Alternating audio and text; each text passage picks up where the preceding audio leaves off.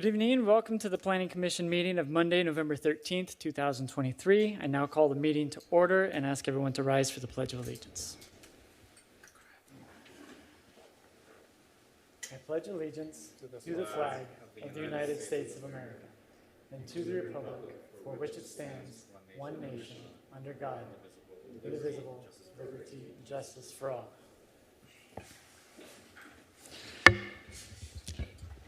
Anna, will you please do the voice roll call? Chair Arith is absent. Vice Chair Toller. Here. Commissioner Rojas is absent. Commissioner Zick. Here. Commissioner Andrade. Here. Commissioner Vivar. Present. And Commissioner Klepek is absent. All right, thank you. It's time for public comments. Public comments are for items that are not on the agenda but are within our jurisdiction. If you'd like to speak, please come to the podium, or if you're participating via Zoom, use the raise hand option at the bottom of the screen. If you're joining the meeting on your phone and would like to speak, please press *9. Does anybody wish to speak tonight? Anybody on Zoom or on the phone? No, there is not, Mr. Chairman. Okay. I will close public comments, and this is the time for commissioners to provide comments or suggestions. So I'll start with Commissioner Vivar tonight. All right. Thank you, Mr. Vice Chairman. Just wanted to thank everybody who's here today and wish everybody a happy belated Veterans Day. I know that our colleague Commissioner Rojas is not here, but just wanted to thank him for his service, as well as anybody else here, staff or residents or those listening who may have served in our nation's armed forces. Thank you for your service and sacrifice. That's it for me. All right, Commissioner Zick. Thank you, and thank you, Commissioner Vivar, for recognizing Commissioner Rojas. I, too, was going to thank him for his service if he was here tonight. So hopefully he's watching or will watch this back. It's great to see a number of people here in the audience. Hope we get a few more people, and thanks for coming. Commissioner Andrade. Okay, that leaves me, and obviously I am filling in for Chair Arith tonight. He sends his regrets for not being here. He's on an assignment with the Newport Mesa School District, so he's still working to keep our city running well. I will say one thing. I helped with the Costa Mesa Alliance for Better Streets this past Thursday. Now that the time changed, we did this last year too. We went to West 19th and Placentia and passed out a ton of flashing bike lights because a lot of people trying to get home safely are caught in the dark all of a sudden. And I just want to say the improvements that have been recently done to Placentia Avenue and West 19th look great. Everything was moving smoothly. There were a lot of people trying to get around on foot and on bike. We gave away hundreds of lights to those people. And I just want to say the improvements look good, and there are a lot of people to appear to be using them. So those are all my comments tonight.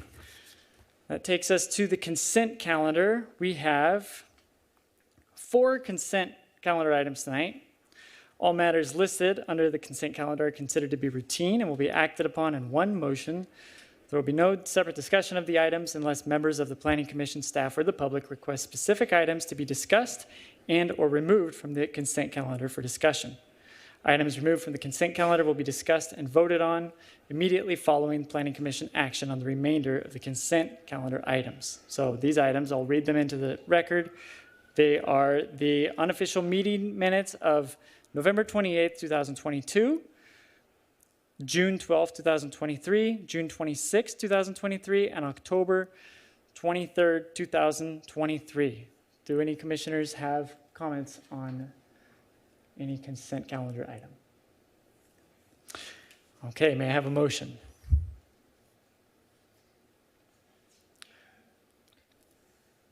I'm trying to make one that's not accepting it.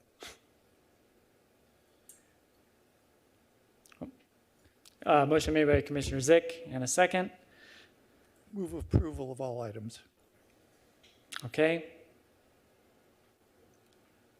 We got some button problems. Okay, and we have a second by Commissioner Andrade.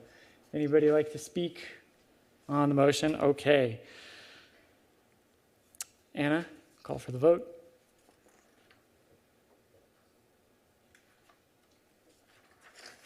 That motion carries 4-0.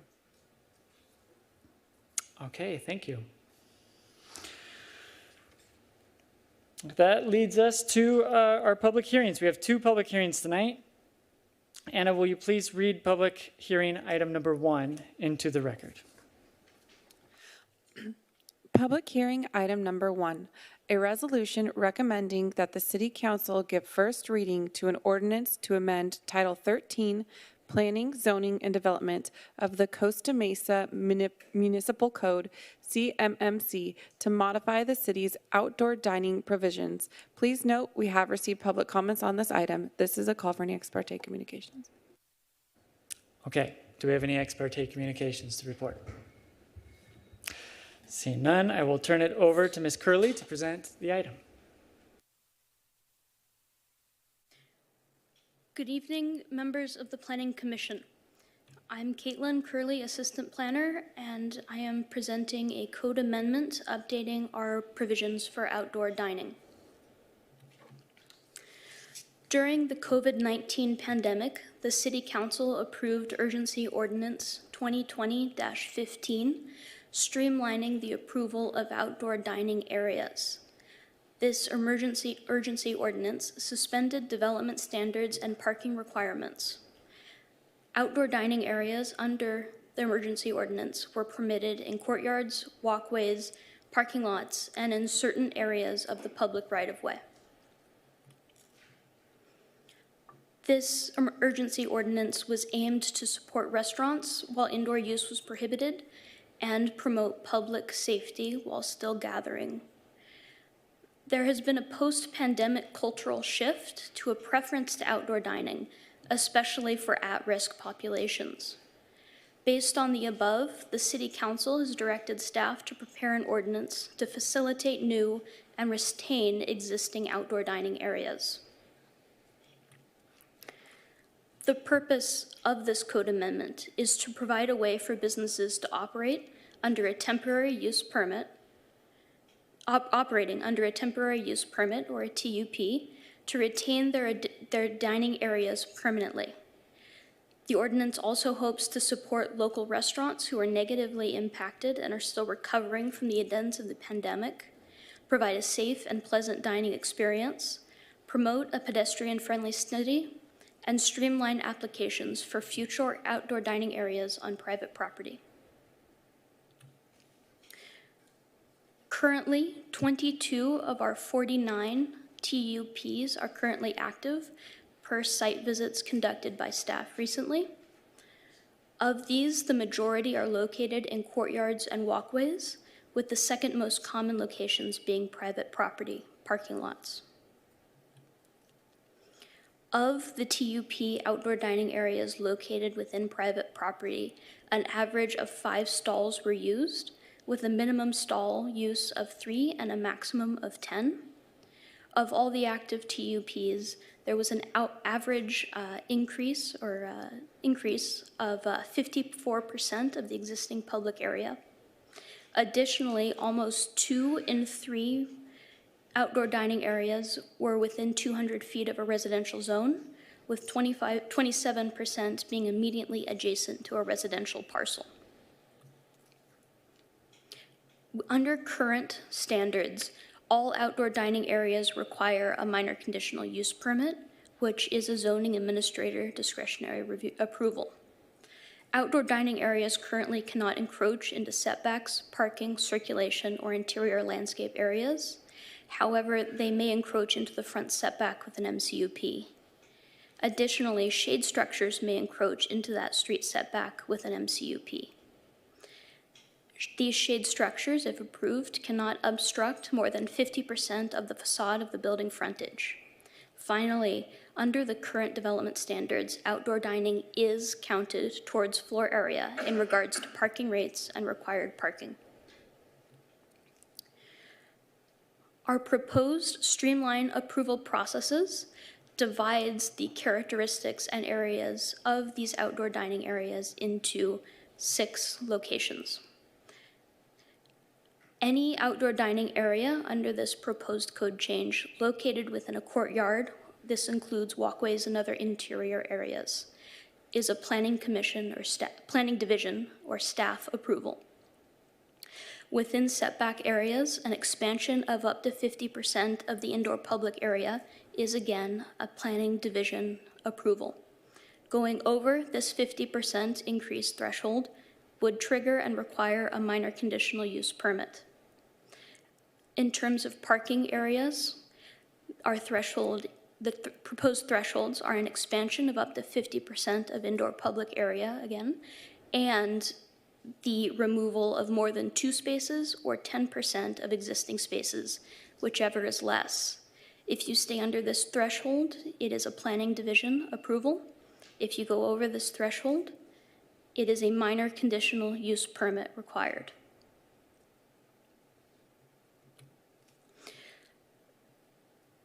There are several development standards proposed as part of this code change. In general, applying to all outdoor dining areas, the development standards includes outdoor dining locations selected with a priority of courtyards, setback areas, and parking areas. And these priorities would be evaluated at the time of submittal at staff's discretion. The outdoor dining areas would be exempt from required parking, and the outdoor dining areas should be located adjacent to their corresponding restaurant. Additionally, outdoor dining would not be able to encroach into drive aisles or other circulation elements. Outdoor dining would not be able, would need to remain closed between 11 p.m. and 6 a.m. And outdoor live entertainment and music would be subject to discretionary review. Barriers and improvements must match the design aesthetics of the existing and proposed building. And finally, landscaping would be required around outdoor dining. Within setback areas, there are some specific requirements. Specifically, a 3-foot landscape barrier would need to be maintained between the outdoor dining area and any public right-of-way, walkway, or driveway. Additionally, there are sections that regulate barriers, specifically that they cannot visually enclose the dining area.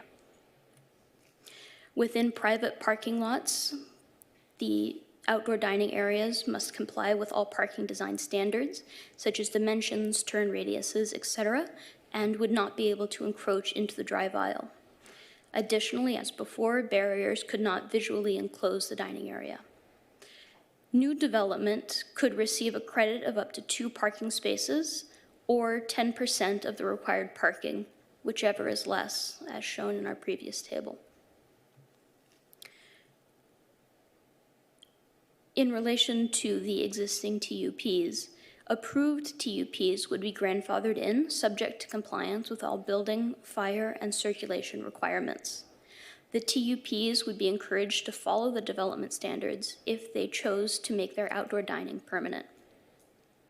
TUPs currently operating in drive aisles must be removed and/or relocated under the new standards.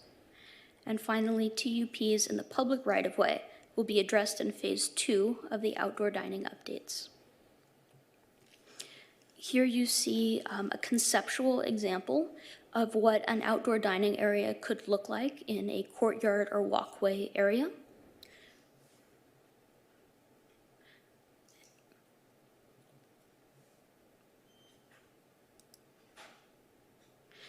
Here again is a conceptual design of a outdoor area within a setback, in this case specifically the front landscape setback.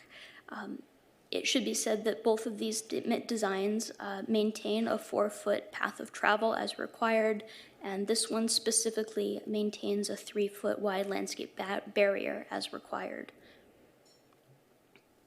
And finally, we have a conceptual design of outdoor dining within a parking space. Now, as you can see in the existing section, there are 11 parking spaces. So in this case, only 1 parking space, 10%, would be able to be occupied by outdoor dining. as seen in the new section.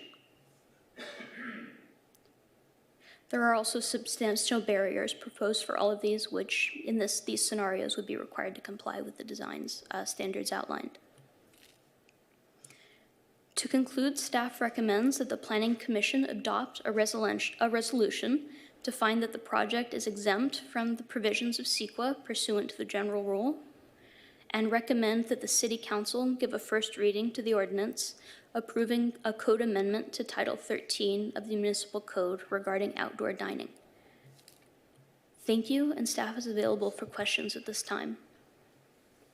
Okay, thank you, Ms. Curley. So just to clarify for the public, this is for on-site outdoor dining. This is not in the right-of-way. It's not on the street or the sidewalk. It's just on-site tonight. Phase 2 at a later date in the street or in the sidewalk, and the public right-of-way will be discussed. So we're going to open up the discussion up here for staff. Then we're going to open it up to the public for the public's comments, and then we're going to come back and make a motion. So it looks like we have the fire department here to answer any of those sorts of questions. So we'll start with Commissioner Vivar. Yeah, thank you. Thank you for the presentation. Just a couple questions. So what is meant by at-risk populations? At-risk populations would include populations at risk for, infection by COVID-19 or, newer variants such as the elderly or the people with ailments that make them susceptible to disease. Okay. And so I think one of the interesting points in your presentation that stuck out to me was the fact that you said that any existing outdoor dining areas that encroach into driveways need to be removed. I know that you said 22 were operating, so do you know how many of those were encroaching onto drive aisle space?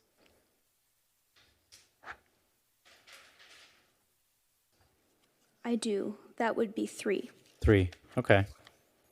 And so they would be required to remove that before they can, or allowed to continue operating under the TOP, is that correct? Correct. Okay.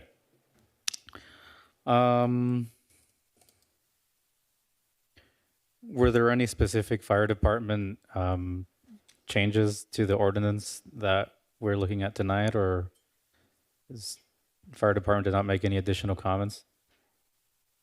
The fire department has had input on some of the TUPs, but they have no additional comments for the ordinance besides just adding the section 2 that we must comply with fire department and building regulations. Okay. Yep. I don't think I have any other questions, so thank you so much for your time. And that's it for me, Mr. Vice Chairman. All right, Commissioner Zick. You can count on me for some questions. First of all, why is it that the staff recommendation does not include a requirement that the existing TUP holders reapply?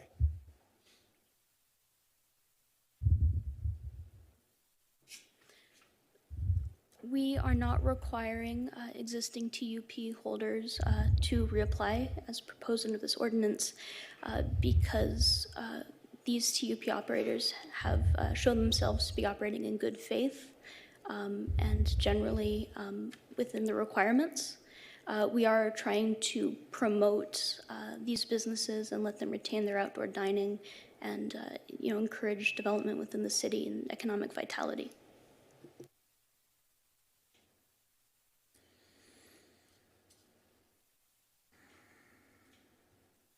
Okay. If a restaurant was in if a new restaurant was in a strip mall and wanted to expand into the setback area, would they be required to get the landlord approval for that? Or is this a right the city grants regardless of whether the landlord wants it or not? They would need to maintain or obtain landlord approval. Okay, thank you for that.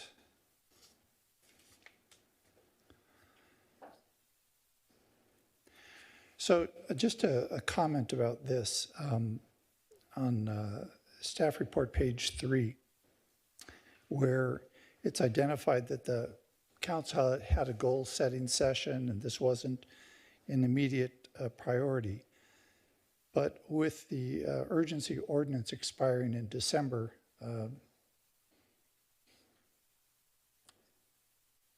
I suppose, let me ask a question this way.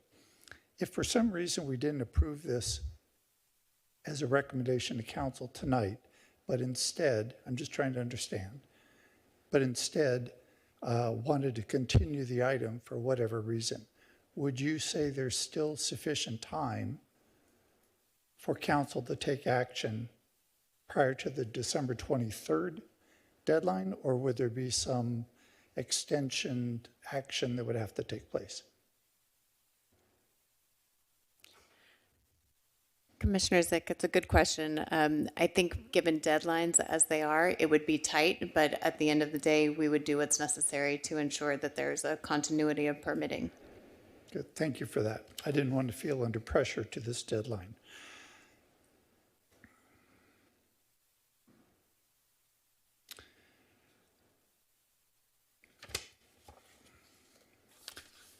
On page 4, there's a list of the 22 restaurants that you indicated were still operating with the TUP. And my first question is whether or not you had a chance to look at the public comment from Stephen Brahs, I won't butcher the pronunciation, indicating he had approval and wasn't on the list. Had you had a chance to look at that? Yes, Commissioner Zick, staff did have a chance to look at that. We believe that that was one, I did look at the information that he forwarded as well. We believe that that was one of the TUPs that was processed that didn't require a permit. It was already in a courtyard area. That restaurant isn't even in operation at this point, or it wasn't up until. Well, he indicates he's getting ready to open. Yeah, but he still obtained preliminary approval. I think he believed that he would be open a lot sooner than he did, or actually is going to, I should say. But under that TUP program, there was some provisions that allowed for not permits required, I guess, so to speak. Okay, let me cut at the question a different way. He's expressed a concern. My question is relative to his concern. Is your answer that he does not need to be concerned because he has approval to open the outdoor area as he's currently planning to do it? Yeah, we believe that we did contact him, and we do believe that he has That's that. all I was Sorry after. about that. I went around a long. It's a long way. road. Right. Second question regarding this list. Why is Trenta Pizza not on this list? Trenta Pizza is not on this list, Commissioner, because they have just recently received prior discretionary approval to operate their outdoor dining patio. That's what I thought. Thank you for that. Just wanted to clarify. And then on this table, the fourth column that says required parking, what is meant by NA in that situation? I don't understand that. NA is used when the parking is not utilized on site, when the outdoor dining areas are not located in parking. Got it. So in the case of Pasta Connection, just using that first one as an example, it must be that that one is located in landscape setback? Yeah, if you look at the table with the adjacent column next to it, it says Walkway. space used. Okay. And that's really refers to what the area is where the outdoor dining exists. Got it. Thank you for that. And then on staff report page 6, there's a reference to, in the bottom paragraph, there's a reference to public noticing. And so my question is public, if a new restaurant comes along, wants an outdoor seating area, is public notice given regardless of whether it's going to be a planning division approval or an MCUP? No, public notice would only be given as part of an MCUP. Okay, thank you.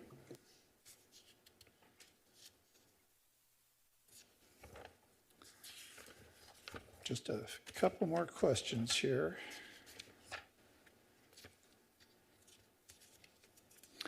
Just a comment now, I'm looking at the attachment 3, which is I'll call it the redlined draft of the ordinance, the strike through, which I appreciate staff including that. Thank you very much. Just on the first item under purpose, I thought the purpose was pretty succinct with the first line, that the purpose of this is to regulate and provide the development standards. This stuff that you put in red,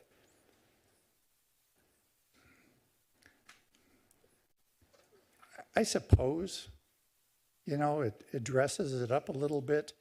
I don't know that there's anything in this proposed changes that does anything towards creating additional walkable communities. I know that's a real buzz in the community. I don't see anything that is changing in this ordinance that does that. And so I'm just kind of reacting to something that does not seem to be germane. Okay, on page 5 of that document, paragraph D says that the outdoor dining areas shall be removed and the areas returned to previous conditions if the corresponding establishment is replaced by a non-food establishment. Does an MCUP run with the land? It does, Commissioner. It also runs with the use. So oftentimes a change in use can void an MCUP. But if a restaurant replaced a restaurant by virtue of the MCUP being in place, they'd be able to continue operating the outdoor patio. If all conditions of approval were met, yes. Okay. What about in the case where that outdoor patio was established by virtue of a planning division approval? So there's no MCUP that would allow continued operation of it. Would then the new restaurant that comes in have to reapply to continue operating that? That's a good question, Commissioner Zick, and I think it's worth answering. It definitely wasn't something that we immediately looked into, but based on if the planning division approved it and the restaurant wanted to have it continue, it would be fine. So there would already be a previous approval in the books, and it should be fine.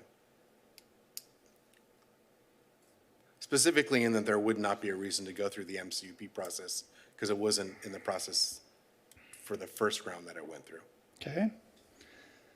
In paragraph G as in George on that same page, I'm curious about this removal of the outdoor dining area in the calculation of parking.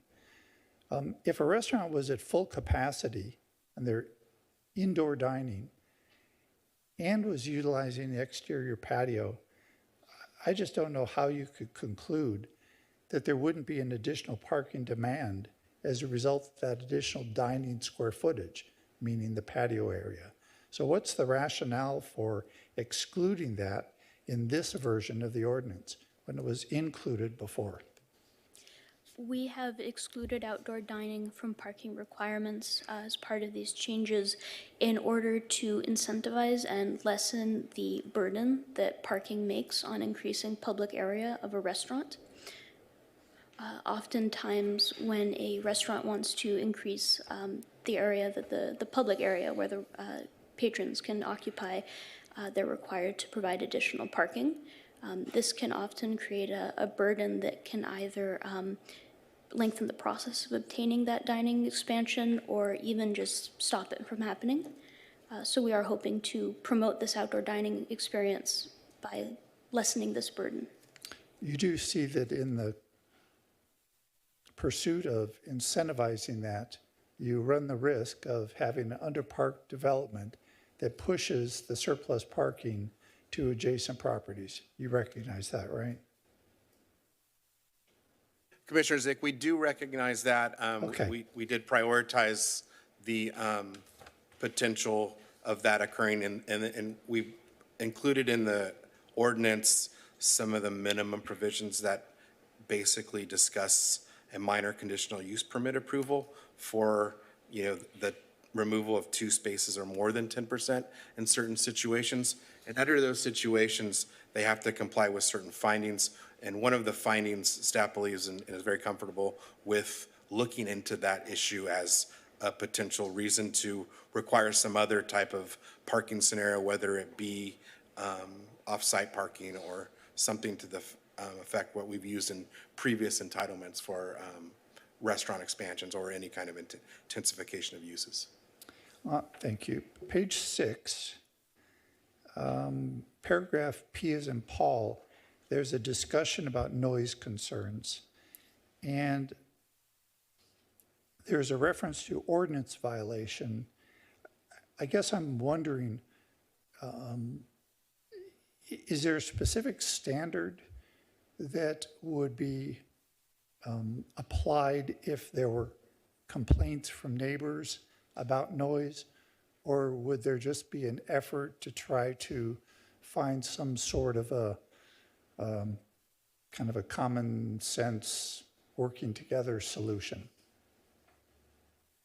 We would first try to do the latter that you mentioned, Yeah. and then ultimately the ordinance does carry weight. Okay. Paragraph Q talks about approval of live entertainment and music shall be subject to table 1347A. And Ms. Curley, your presentation referred to there being a additional discretionary approval for that. I guess I wasn't able to see where that was, and I looked at the table 1347A, and I don't see any reference to live entertainment or dining, or so maybe you could help me. I might have missed it. Yes, Commissioner. If you see in the section exceptions on page 2, it talks about combinations about the sale of alcoholic beverages and the times, and then live entertainment or dancing, and then its proximity to a residential zone. That section of the changes that you referenced reference back to these sections. Yeah, thank you very much. You're welcome. Thank you.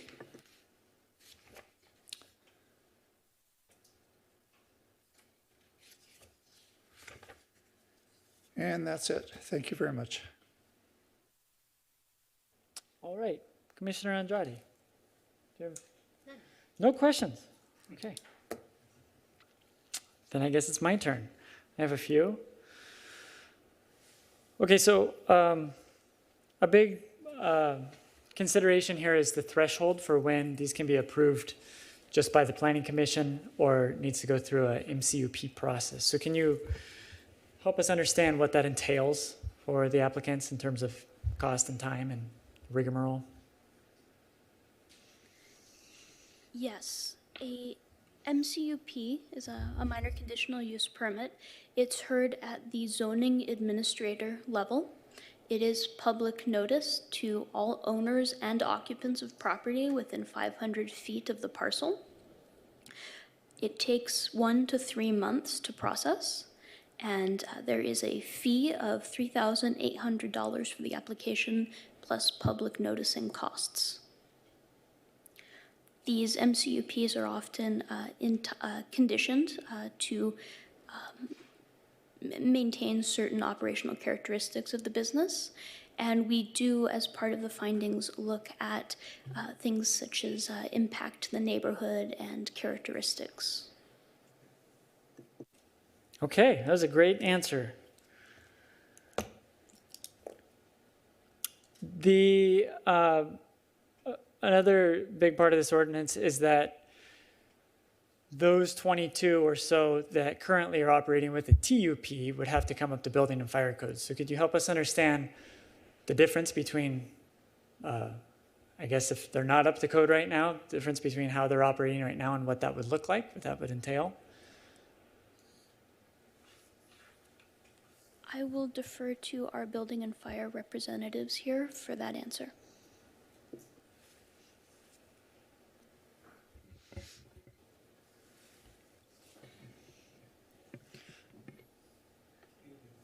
Oh, hang on. Sorry. Yeah. Good evening, Commissioners. My name is Charles Shamoun. I work with the Building Division. I'm a Chief Plans Examiner, and I'm here to answer your question. All right, thank you. Yeah, I'm just looking for the difference between the ones we see out there now and what that's going to look like when they're. Well, until we receive plans, sometimes it's difficult to assess what's existing and what we can receive. But mainly what we look for is the structural integrity of the structure itself. We look if any additional bathrooms are needed based on the plumbing code requirements. There are sections of plumbing code that will tell us if additional restrooms are needed or not. We look at the disabled access requirement, which we call sometimes ADA. So until we receive plans, it's going to be difficult to assess it 100%. So potentially, bringing these up to code could necessitate all of a sudden something as large as new bathrooms. Yes, yes, and that's based on the occupants, Right. how many occupants we have. We add what's existing, and we add what's under the added structure, and we go to our plumbing codes and we assess it. Okay. Okay.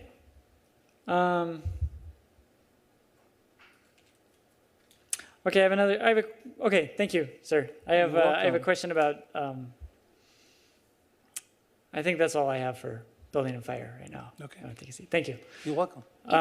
If I may add to that Yes. statement, Commissioner, it is also a possibility that in some situations, a TUP not in conformance with building and fire code could reduce their size or modify their design to lessen the impacts of that code to some degree Right.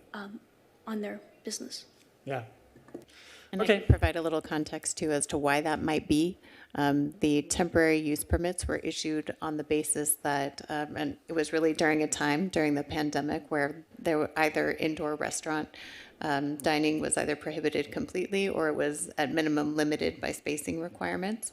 So the requirement of the temporary use permit was that essentially the occupancy of the total operation did not change. So whatever seating was not happening inside could happen outside, but it was an increasing occupancy. That's why building and fire code issues weren't necessarily an issue at that time. But if we're talking about expanding occupancy, which may be the case for some businesses, but for many, maybe it won't be, we'll address those on a case-by-case basis. Okay. That's helpful. Thank you. Okay, so I just have a few more questions, and they're all related to attachment 3. That's the strike-through version of the proposed ordinance. And so if you go in there, pages, starting on page 4, we have 1348A1, and then a whole bunch of the alphabet goes from there. So M, little m, says outdoor dining areas may not encroach into drive aisles or other vehicle circulation areas. So that just means the parking spaces themselves, not any other part of the parking lot. That's the intent? Essentially, yes, Commissioner. Okay. Do we foresee any that line tripping things up if outdoor dining space were to take up a whole end of a parking lot, maybe a bay of 6 spaces with the aisle in between, kind of a dead end part of a lot? You understand what I mean? It depends. It depends. Okay. That's a good answer, but what it might depend on is, for instance, some parking lots are designed with a turnaround in that area at the end of a parking lot. So, yeah, there could be issues where the drive aisle is problematic and encumbered by taking up more than just those. But we would look at this from a case-by-case basis. If that wasn't a problem, it might be something that we could approve under an MCP. Okay, so this line wouldn't trip us up if we wanted to do something reasonable. Okay.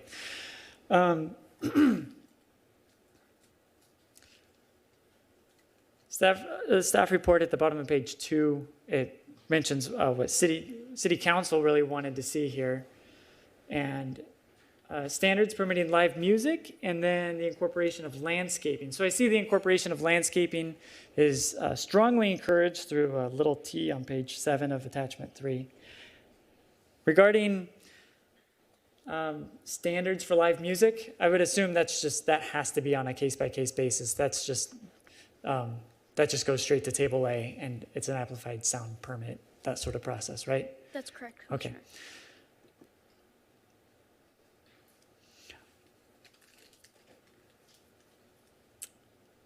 Commissioner. 3B. So 3B on attachment 3, that's page 8 of attachment 3. Outdoor dining areas within private parking areas must comply with all parking and circulation standards. What does it mean for an outdoor dining area to comply with parking and circulation standards? That is, again, a reference to the drive aisle, the turn radiuses, any hammerheads that may be required. Okay, As Mr. Draken explained earlier. okay. All right, I'm wrapping up. The 3A, so the bottom of page 7, credit of 2 parking spaces for new development that incorporates outdoor dining area. Maybe can you just walk through an example of what that would look like? That's a new restaurant coming into an existing suite, maybe, or maybe new construction. I'm trying to, is that the way I'm understanding it is kind of like if you provide a bicycle rack, you get credit for 1 parking space. Is that intended to work in the same way? If you provide an outdoor dining area, you get credit for 2 spaces? Yes, that's correct. And just to clarify, this particular sentence applies to new construction, not a new use. Oh, okay. Okay, last question.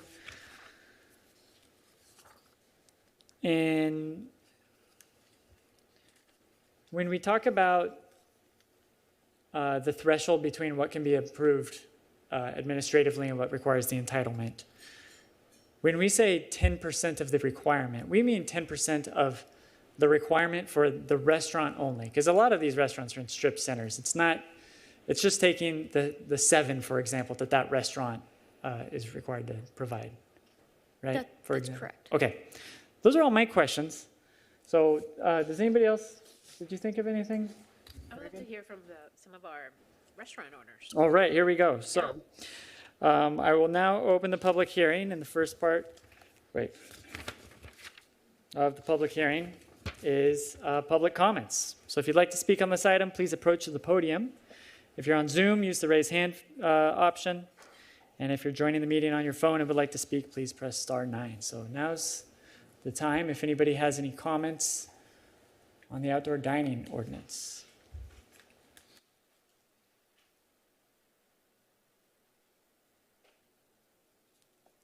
Yes, sir. Hi, good evening, everyone.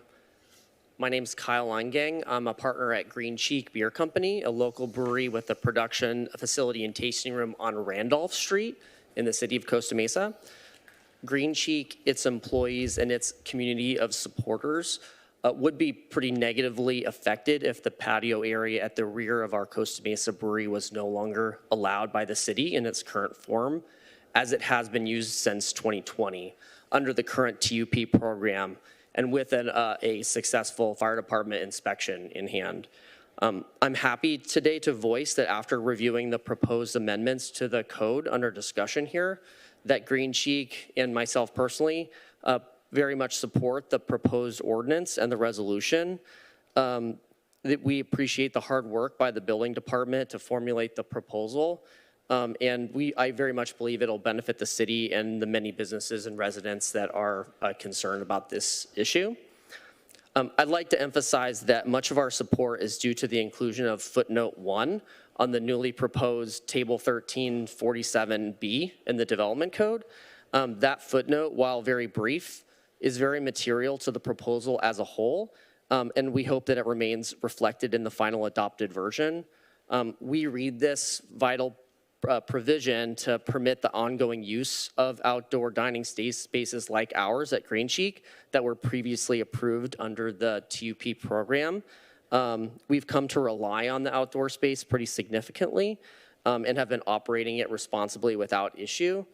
The inclusion of that footnote, the way we see it, is received as a very welcome acknowledgement by the city that our efforts, like the efforts of many other food and beverage businesses throughout the city, have been challenging through COVID and a more challenging economic environment thereafter. And being good stewards of the community, we appreciated that call out. So thank you very much. You have 1 more minute. 1 more minute, right? So this is in this footnote. This footnote allows us to employ significantly more people than we otherwise would have if we had to change our operation. In fact, approximately 10 by our last count. And the vast majority of our customers that come very much appreciate the outdoor dining, and some with higher risk health conditions have even told multiple staff members that they wouldn't return if the outdoor dining was not available. And so, to the extent that the rules are adopted the way they are, we'll be very thankful for the proposal as well as this footnote, and I'll remember forever every time we see a customer on the outdoor dining that we're able to do that by virtue of this footnote. So thank you. Great, thank you. Anybody else in the chambers wish to speak on this item? Okay, do we have anybody on Zoom? Mark V., you may provide your public comment. Good evening, Planning Commission. Can you guys hear me? Yes, we can. Thank you. I just wanted to speak in support of small businesses having the freedom to do outdoor dining in the way they so choose, and actually would advocate for a more expansive look at the way that this policy be employed.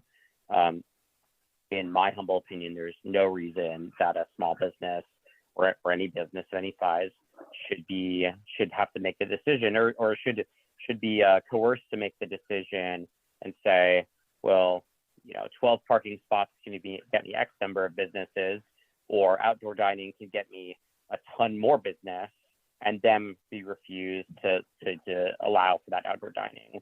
If a business wants to use their parking in a frankly more efficient and profit maximizing way, that should be their choice. And I think that's the business oriented kind of community that we should be fostering in Costa Mesa, especially because there's a tremendous amount of data that parking requirements for businesses have no basis in reality whatsoever. So I'd encourage the most expansive look possible at allowing kind of the ministerial allowance of small businesses to use their parking accordingly, and even in terms of turn radiuses for vehicles and such, that's on the business and the convenience of the driver at a small privately owned lot. If it's fire, I think that's a different story. But if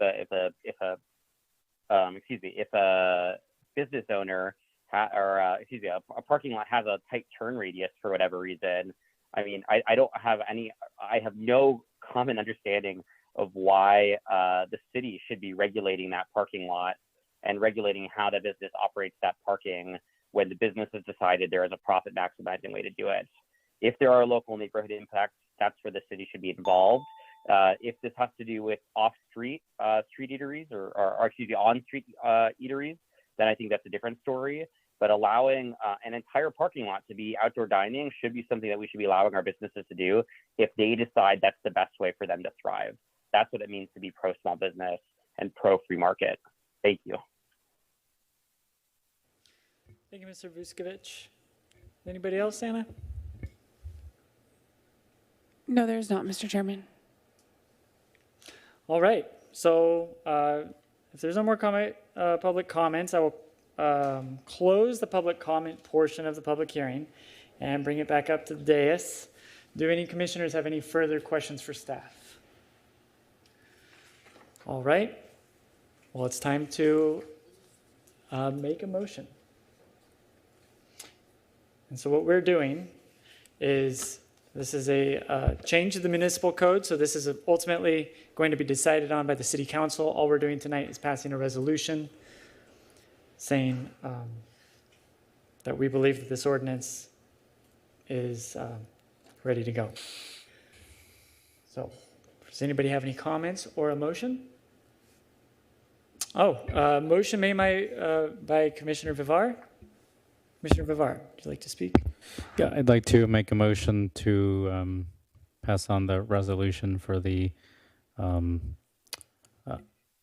updates to the outdoor dining ordinance to be sent to City Council, as is. Okay, and we have a second by Commissioner Andrade. Commissioner Vivar, would you like to speak to your motion? Yeah, I want to thank the gentleman that came forward to speak about his concerns regarding this ordinance. And I want to thank city staff as well for all the time they took it to answer our questions about this ordinance. I'm supportive of this, and I think that it'll, as Mr. Vucevic said, will help to foster small businesses. I think sometimes we don't think things through and kind of understand the various ramifications of an ordinance. But I believe that this one does help us as a city to work towards allowing small businesses not only to exist in our city, but also to thrive and to grow. So I'm supportive of this motion, and that's it for me. Thank you, Commissioner. Commissioner Andrade. Yeah, thanks for our public speaker. I mean, I think this is a pretty straightforward.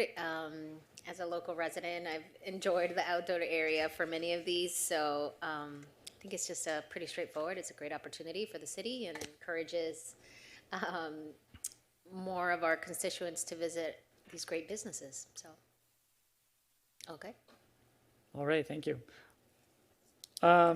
If I may, I would like to just bring up a couple things that I was, maybe I'm doing this a little out of order, but hopefully maybe we could make a few considerations, a few changes to this before we send it to council. So let me just go over those real quick and we can talk about this motion. The only guidance on here on aesthetics, which is, a part of it, I agree with everybody. This is like all around great. Everybody loves this stuff. These are all positive, no negative. They're good for, neighborhood vitality, liveliness on the street, eyes on the street, good for small businesses, etc. But it is our chance to set some aesthetic standards. And what we have in the draft ordinance is in S. And I wonder if we could add some more to that. So, for example, the prohibition of the use of plastic, right? So during the plastic or concrete. So during COVID, we saw a lot of those that maybe were okay on a temporary basis, but maybe not on a permanent basis. Jersey barriers, for example, temporary materials, obviously temporary materials, 5 years on, it's going to not be a very good image for the city. Height limit, there's nothing in there on height limit, and I know we have a provision that's saying the facade needs to be visible, 50% of the facade. I know that's kind of tricky to measure and everything, but maybe it's kind of like a front yard fence, right? Normally they're about 3.5 feet or 42 inches, and I think something like that would be reasonable so we don't inadvertently end up with some enclosed, like fully enclosed spaces that would work against what we're trying to do with, eyes on the street and things like that.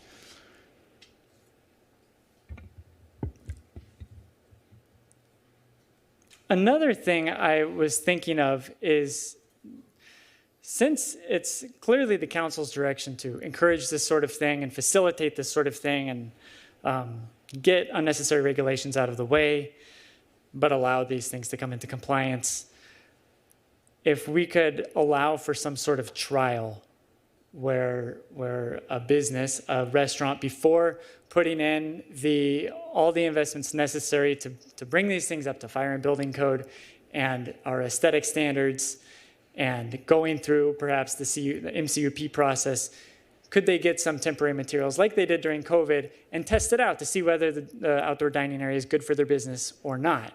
And maybe have a time set on that, 3 or 4 months or something, at which point they do need to get formal approval for something like that. Does staff have any thoughts on any of those so far?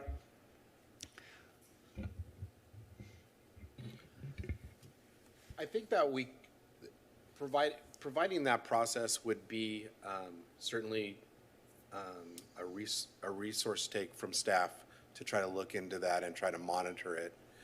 I don't think it would be problematic per se if we allowed it to some degree. I think the best thing that we could do at this point would be if the Planning Commission so directed that as an option, is staff could look into it further and then bring it to the council's attention that we were looked into that, and these are the options that we came up with. Right. Right now, I couldn't really come up with a whole lot of reasons why or to or not, but Okay. That would be my suggestion, is to go forward with it and look into it, basically. Okay, so everything I said so far, as staff brings this to council, consider the prohibition of certain materials, including plastic jersey barriers or other temporary materials, inclusion of a height limit for the barrier, something like 3.5 feet, and the consideration of the allowance of some trial period before they have to invest too much into an outdoor dining area. Would those necessitate that we redo the motion, or can that just be included in? Yeah, I think it's fine, Okay. just as you've stated it. Great. I would say just as long as the maker of the motion and the second concurs. I do not concur. Okay, floor is yours. So, with all due respect, I think that if we're trying to encourage sort of the revitalization and economic development, and as the presentation said, to help out small businesses that are still restaurants that are trying to recover after the pandemic, I think that having aesthetic requirements and having them spend on more permanent types of barriers, I don't think is fair to those businesses. And as in regards to the second item that you proposed, I remember hearing from the presentation as well that there are already provisions that the barriers around the seating area shall not fully enclose the seating area. So I think that concern of yours is already addressed. So I think it would be superfluous to add that. And as to the last one, I think it should be up to the restaurant owner to decide on the types of the types of barrier they want to set up, rather than having them kind of go through some kind of a trial period and having them go through that. I mean, that may have them incur extra costs or have city staff kind of monitoring those things. I don't think that's necessary. Okay, we haven't heard from Commissioner Zick. Zick, do you have any comments? Thank you. Yeah, I do have a few comments. I know there's an awful lot of excitement for this item. I think the city council can't wait to get it so that they can approve it.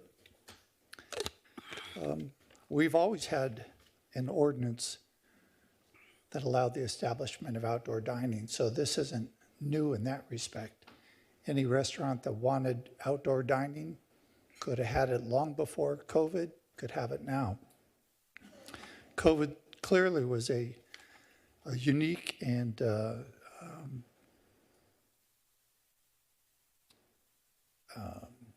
tragic impact on all businesses, not just restaurant businesses. And I think the city did the best it could and did the right thing by trying to find a way to help restaurants stay in business when there were orders from the government that they could no longer seat people inside or had to have a distance separation between patrons. So setting up a temporary use permit program was, I think, throwing a life preserver to restaurants, and I think it was successful in that regard. Does the city support small business? Yeah, absolutely. They always have, and they continue to do so. Does this ordinance support small business even more than they were supported before? Yeah, maybe. Maybe. I think there is a substantive change in this, that if a new restaurant wanted to open a new outdoor patio area, they could do that and they would not have to provide any additional parking. I think that's a big incentive to them. That's new. The city set aside development standards and parking standards for those temporary use permits. And it was an emergency situation that they responded to in doing that. We're well past that. To ask people that have a temporary use permit to come back into compliance with the requirements of this ordinance, I think is reasonable. The fact that we're not asking them to do it, I think is not reasonable.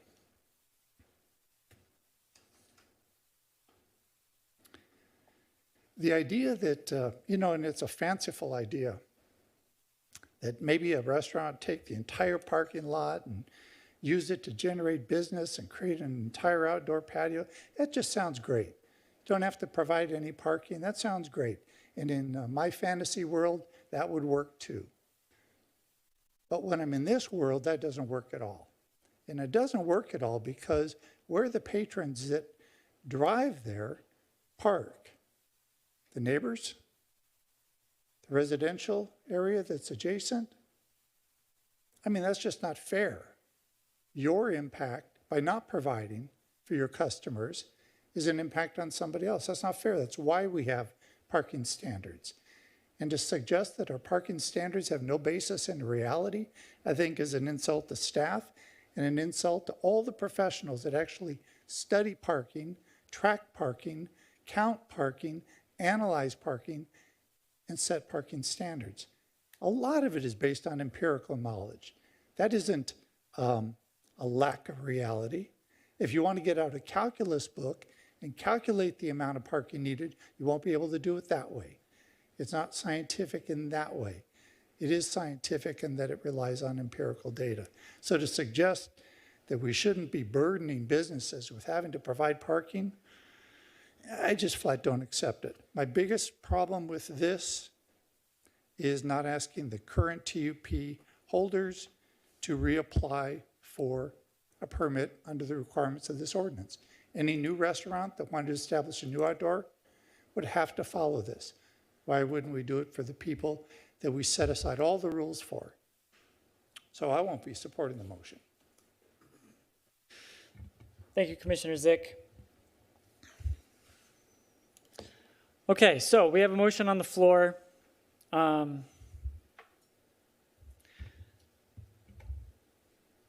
Let's see.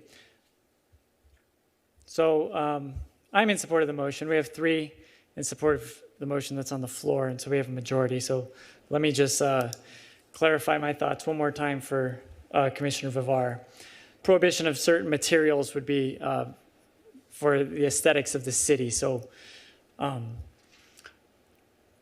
that would require new applications, new outdoor dining areas to not use plastic or concrete or otherwise materials that don't look great, materials that aren't aligned with what our vision is for the image of the city. So that's the first one. The second one, height limit. What I meant by that is amount of solid area. So you couldn't have 6 or 8 feet tall of a solid wall completely visibly blocking off the area. And then now that I think about that trial idea, maybe the TUP process already fulfills that. So it's those 2 things. So just for clarification, I don't know if that changes anything, Jimmy, but if anybody has, if you have any comments, yeah, you got it. Mike, all right. Mr. Drapkin or Ms. Lee, I'm not sure that I'm following Vice Chairman Toller's logic behind the second item or of the height restrictions. I was under the impression that the requirement of the ordinance in front of us would not allow something like a 7 or 8 foot wall that would sort of block off the seating area and sort of fence it in, if you will, or kind of make a corral or something. So am I understanding that correctly? There are a couple provisions, Commissioner Vivar, that do speak to the height of barriers and then the how translucent a new outdoor dining area is. For example, 2B on page 7 of the strike-through exhibit, it says, outdoor dining barriers located adjacent to the public right-of-way shall be designed in a way not to visually enclose the outdoor dining area. Methods for achieving this include but are not limited to utilizing clear glass, wrought iron, picket fencing materials, and/or landscaping for barriers, and limiting the height of the barrier to 5 feet outside of the traffic visibility triangle. So it also said barriers shall not impede traffic visibility from the property in the public right-of-way. That's in development standards within an existing setback area. I think there's one other area where it talks about that within a private parking lot, very similarly, and it mostly restricts it to 5 feet outside of a traffic visibility triangle area. So I think there could be more added to this. For instance, with Commissioner Vice Chair Toller's suggestion to limit it to 3.5 feet, that would obviously create less of a visual barrier for the code requirements, and we could certainly put it in the section 1 where it talks about in general all the standards sort of need to apply. There are other provisions that address aesthetics throughout it. On page 5, 1K, it talks about the covers and the structures and not obstructing more than 50% of the facade area along the property lines. There's under S, it talks about barriers, improvements, how they should complement the design of the subject food and beverage establishment.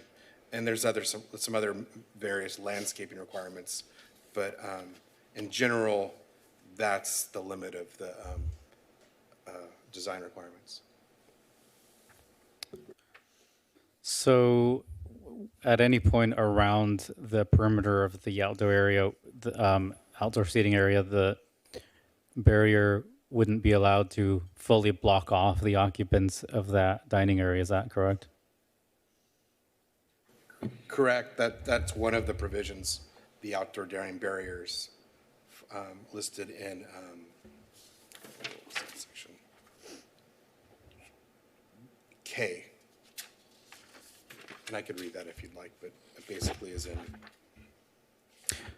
Okay, so the primary purpose of the materials at the perimeter of a dining area are they to keep the people inside safe, or are they to, I guess, delineate what is the dining area versus what is not?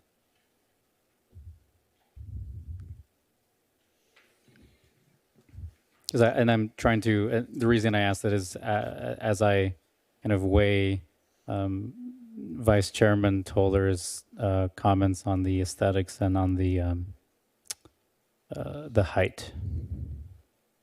Yeah, the provisions are written mostly to attempt to improve aesthetics, not necessarily barriers. Mm-hmm. That's something that comes on later in the process when it's reviewed through the Transportation Division. Sort of traffic barriers and that sort of thing, right? Correct. Okay. And is there any reason that staff didn't make a recommendation on the types of materials that could or could not be used for the little barriers, or if you will, for around the dining areas for this ordinance in relation to aesthetics? Yeah, one of the provisions basically indicates that it should mimic the existing surrounding aesthetics and materials. And that's really the intent of that. For the most part, we couldn't account for everything that's out there. But certainly, we could make some arrangements to, especially under Vice Chair Toller's suggestion that the aesthetics get improved, to use non-plastics with new developments for outdoor dining areas and non-temporary structures to keep the standards higher than typical. That could be something that could be added fairly easy before the ordinance reaches the council. Mm-hmm. Okay. Okay, so Commissioner Var, just no pressure. Those are my two suggestions. Nothing for the barriers, nothing solid over 3.5 feet, and nothing made out of plastic or otherwise cheap material. So no pressure. Those are one. And I would just ask, last thing, I know we have things to move on to, Of course.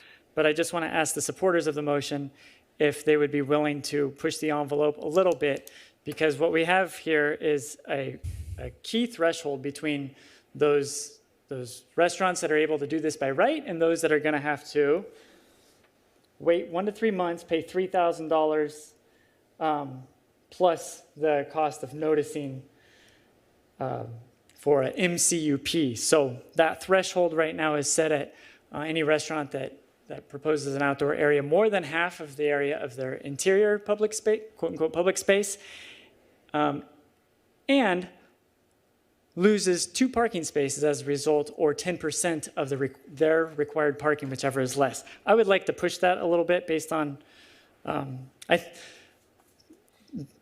based on our direction to facilitate this and make this easier to do, based on your impulse as well, Commissioner Vivar.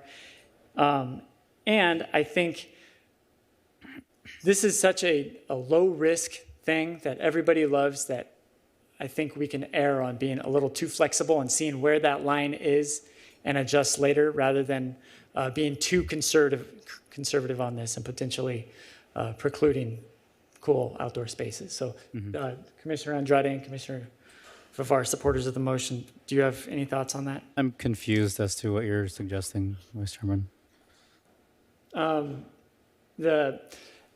So when an applicant needs to get a minor conditional use permit, or they can just get a permit by right at the counter to do this. So where's that threshold for when they need to get this minor conditional use permit, which entails time and cost? Mm-hmm.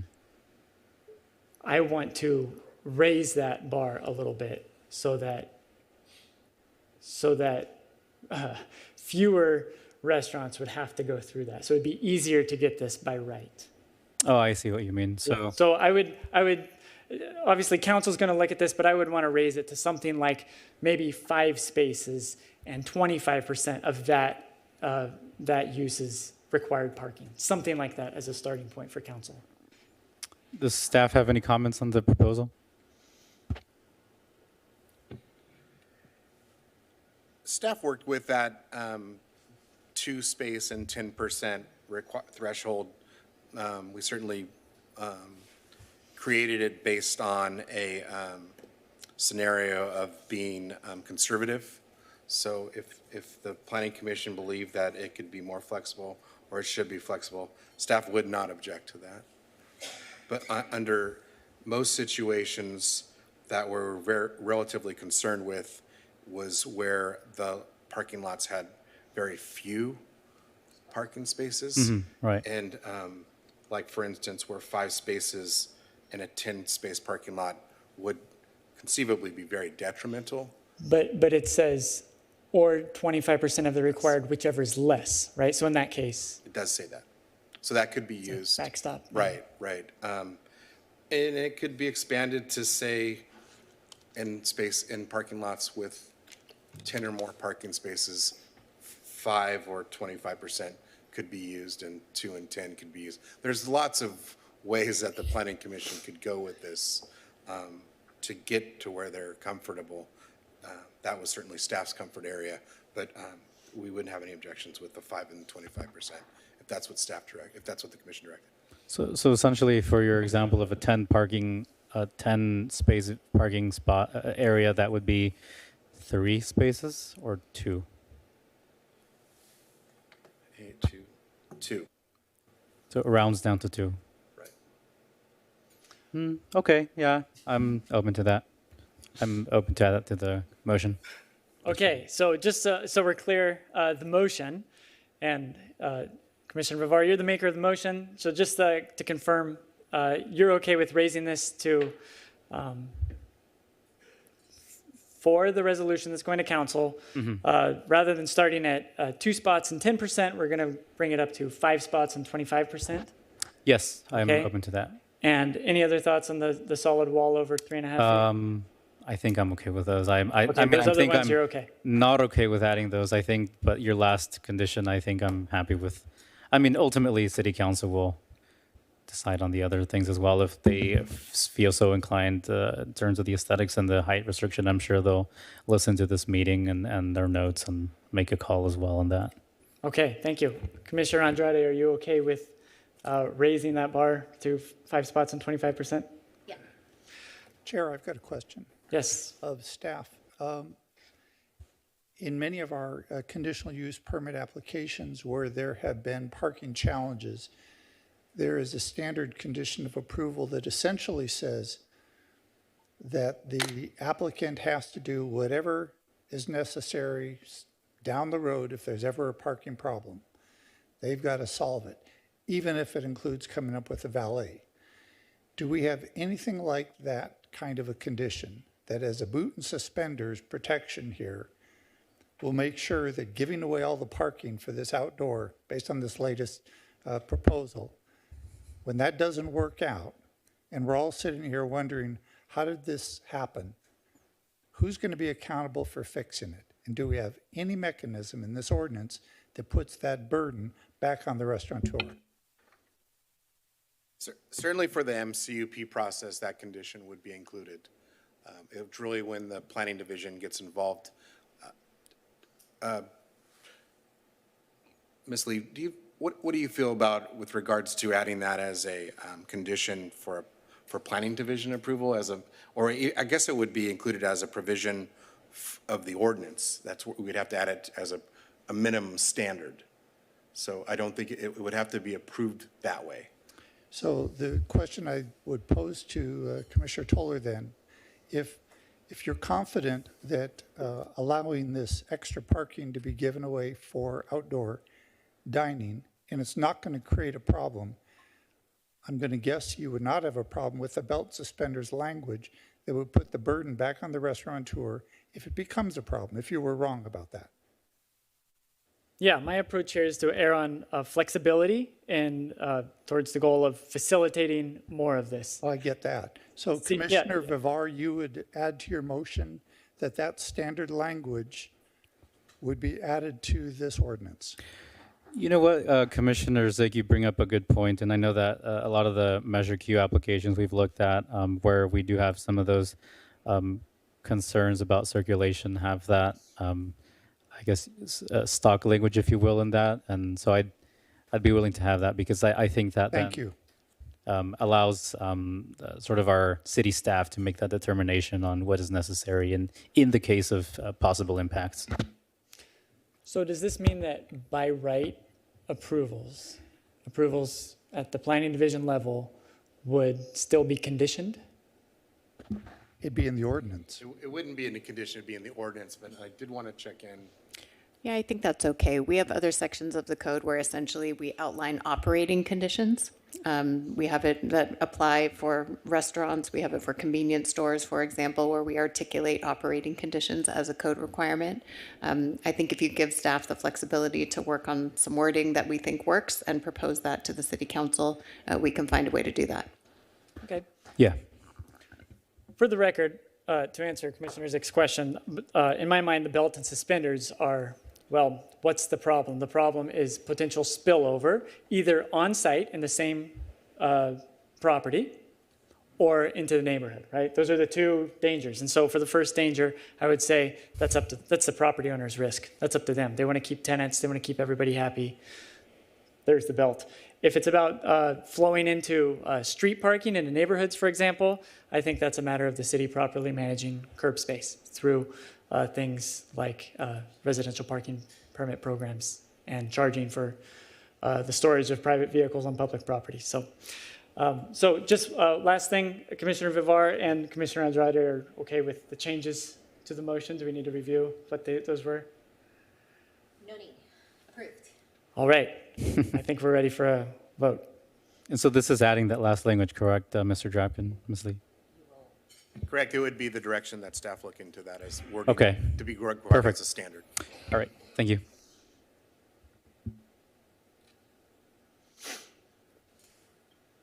That motion carries 3-1 with Commissioner Zick voting no. All right. That brings us to public hearing number 2. And this might be a little bit longer. I just want to check, see if anybody needs a break. Anybody? Commissioner Vivar, 5 minutes? You good? Power through? Okay. Yeah, sure. Get sure to power through. Yeah, we'll go through. Okay, here we go. Vice Chair Toller. Yes. I'd just like to take a moment to welcome Caitlin Curley, our newest staff member, actually to our city staff. This is her first time presenting to the Planning Commission. This was her first ordinance presentation. We stole her from the city of Newport Beach. We are very proud to have her on our staff, and she's an amazing addition to the team. So just wanted to welcome her. Thank you. All right, Welcome to Costa Mesa. Okay.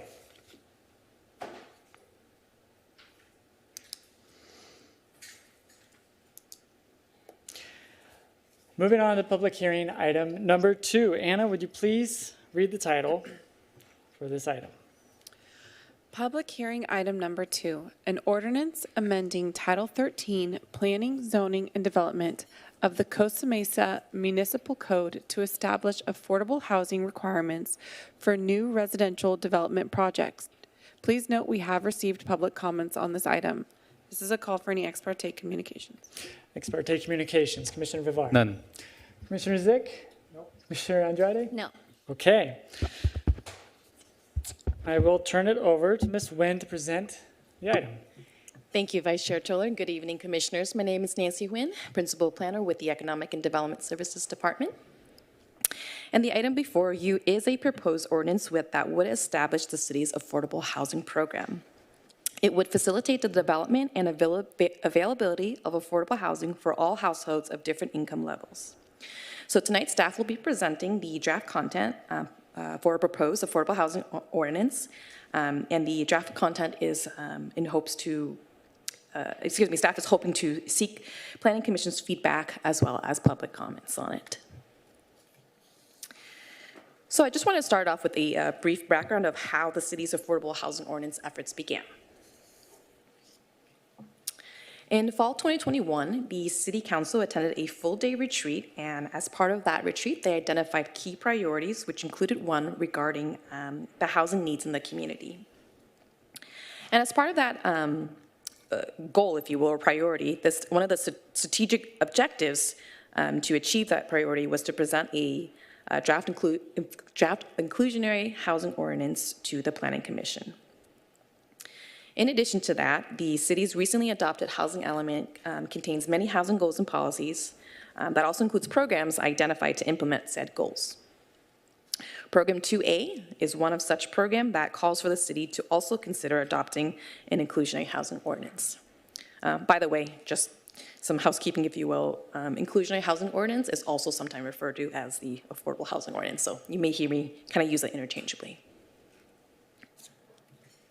So to assist the city with our efforts, to assist the city with developing an affordable housing ordinance, the city hired a housing consultant, Kaiser Marston Associates, KMA for short, KMA has many years of expertise in evaluating the benefits and impacts of an affordable housing ordinance for other cities.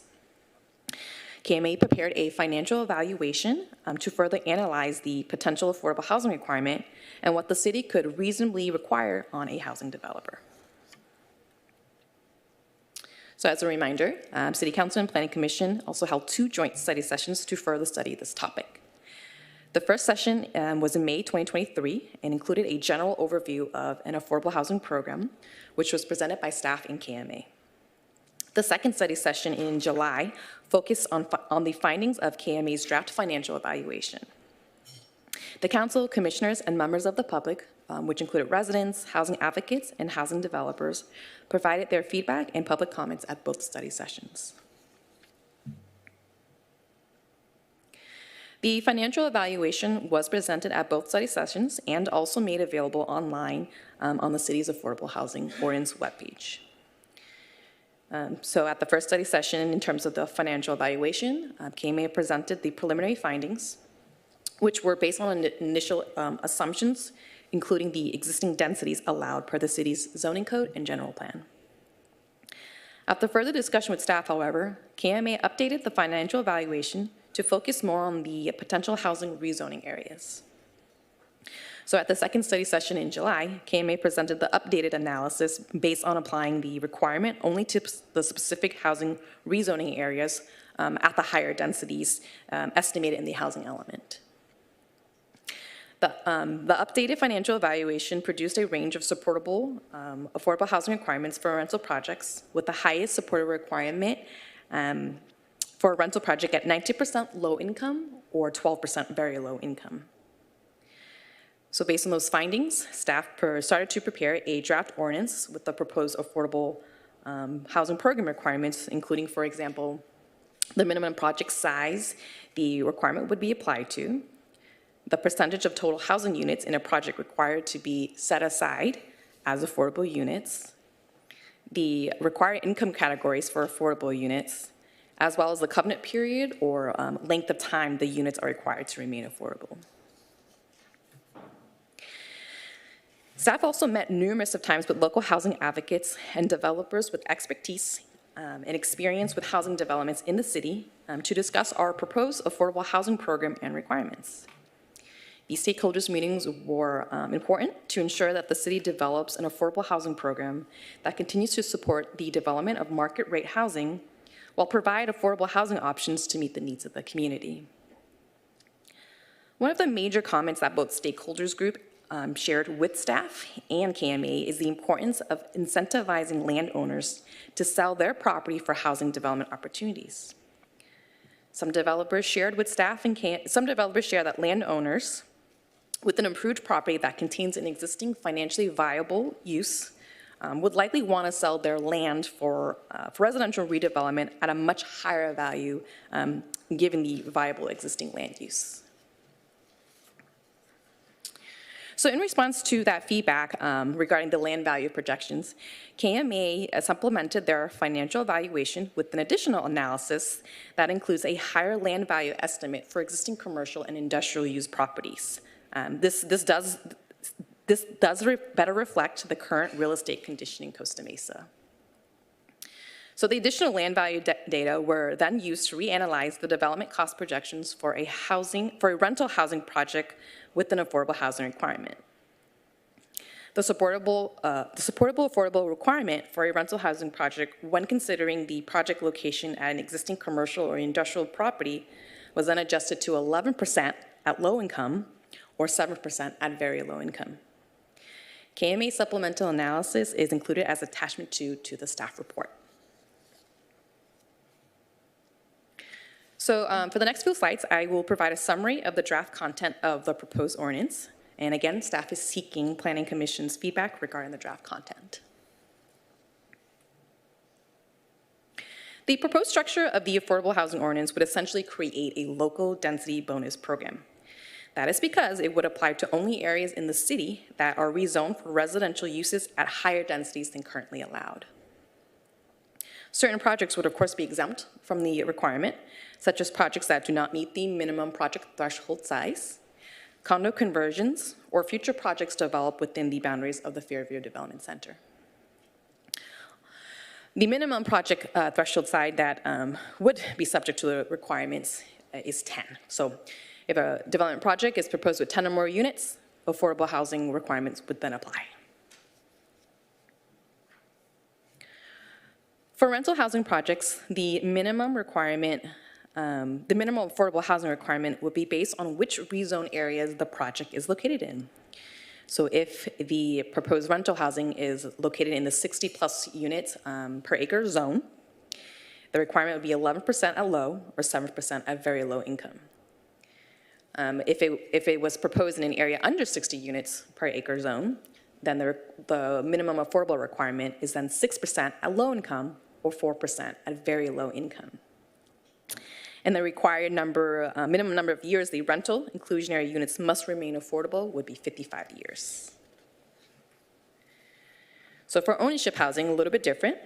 On-site production of affordable units would actually not be required, and instead a ownership housing developer may choose to pay the in-lieu fee payment instead.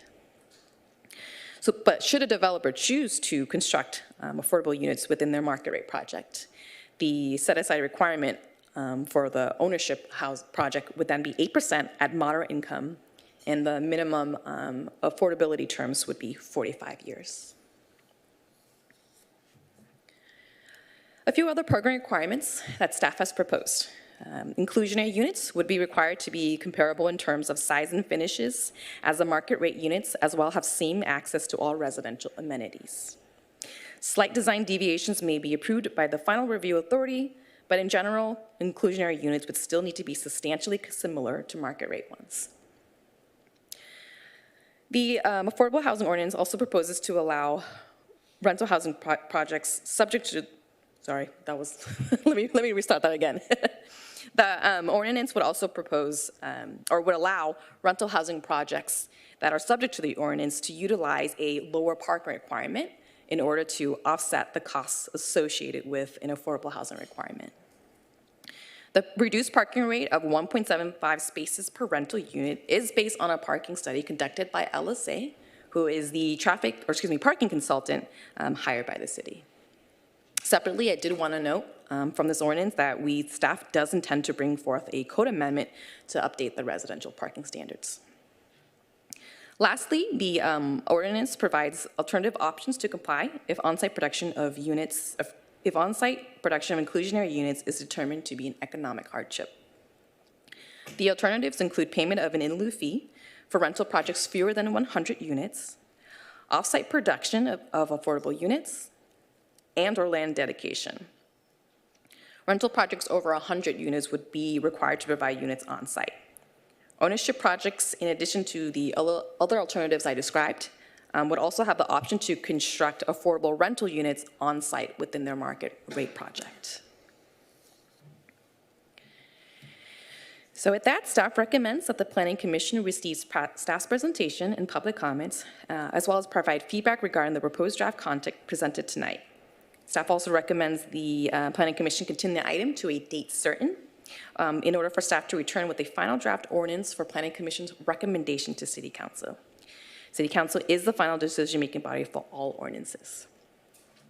In terms of a date certain, staff suggests December 11th, 2023 as an appropriate date to bring back the final draft ordinance. So this does conclude staff's presentation. Both staff and KMA are available to answer any commission's questions. Thank you. Okay, thank you, Ms. Nguyen. Just for everyone's clarity, we're not being asked to really do anything tonight. We're not trying to pass a resolution to recommend anything specific to council. We'll do that at the next time it's before us in about a month. Tonight, it's just about questions and feedback. So does anybody have questions for staff? I'll start, Commissioner Vivar. Yeah, thank you for your presentation. I was able to participate in the first joint study session with City Council, so great to see this come to Planning Commission. So for the rental units, whether I guess, above 10 units, 100 plus, any kind of residential rental project would have would get a density bonus under this IHO. Is that correct? Yeah, correct. The way that staff is proposing to structure the affordable housing ordinance, it would essentially create a local density bonus program. Would developers wishing to construct for sale development projects also get a density bonus if they so choose to provide the 8% of the affordable, or yeah, affordable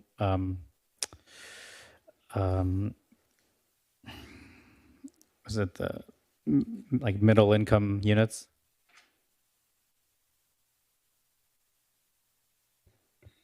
I think if I understood your question, it was, would the 8% moderate income units also apply under this ordinance? I think that's what I heard you ask. Is that right? Okay, so as I understand, developers that are constructing rental projects are able to get a density bonus, aka build more units on site if under the IHO, right? Correct. But for a developer wishing to build for sale units under the IHO, would they also get a density to essentially allow them to build more of those for sale units on their project site? Yes, the requirement for affordable housing is based on the idea of rezoning and increased densities based on that rezoning. And so if a developer, say, building a condo project, says, okay, I'm going to provide the 8% of affordable units, which in this case, I guess, are it's voluntary whether or not they want to participate in the inclusionary housing ordinance program. But if they do choose to participate, they would be able to build more of those dwelling units in their condo property.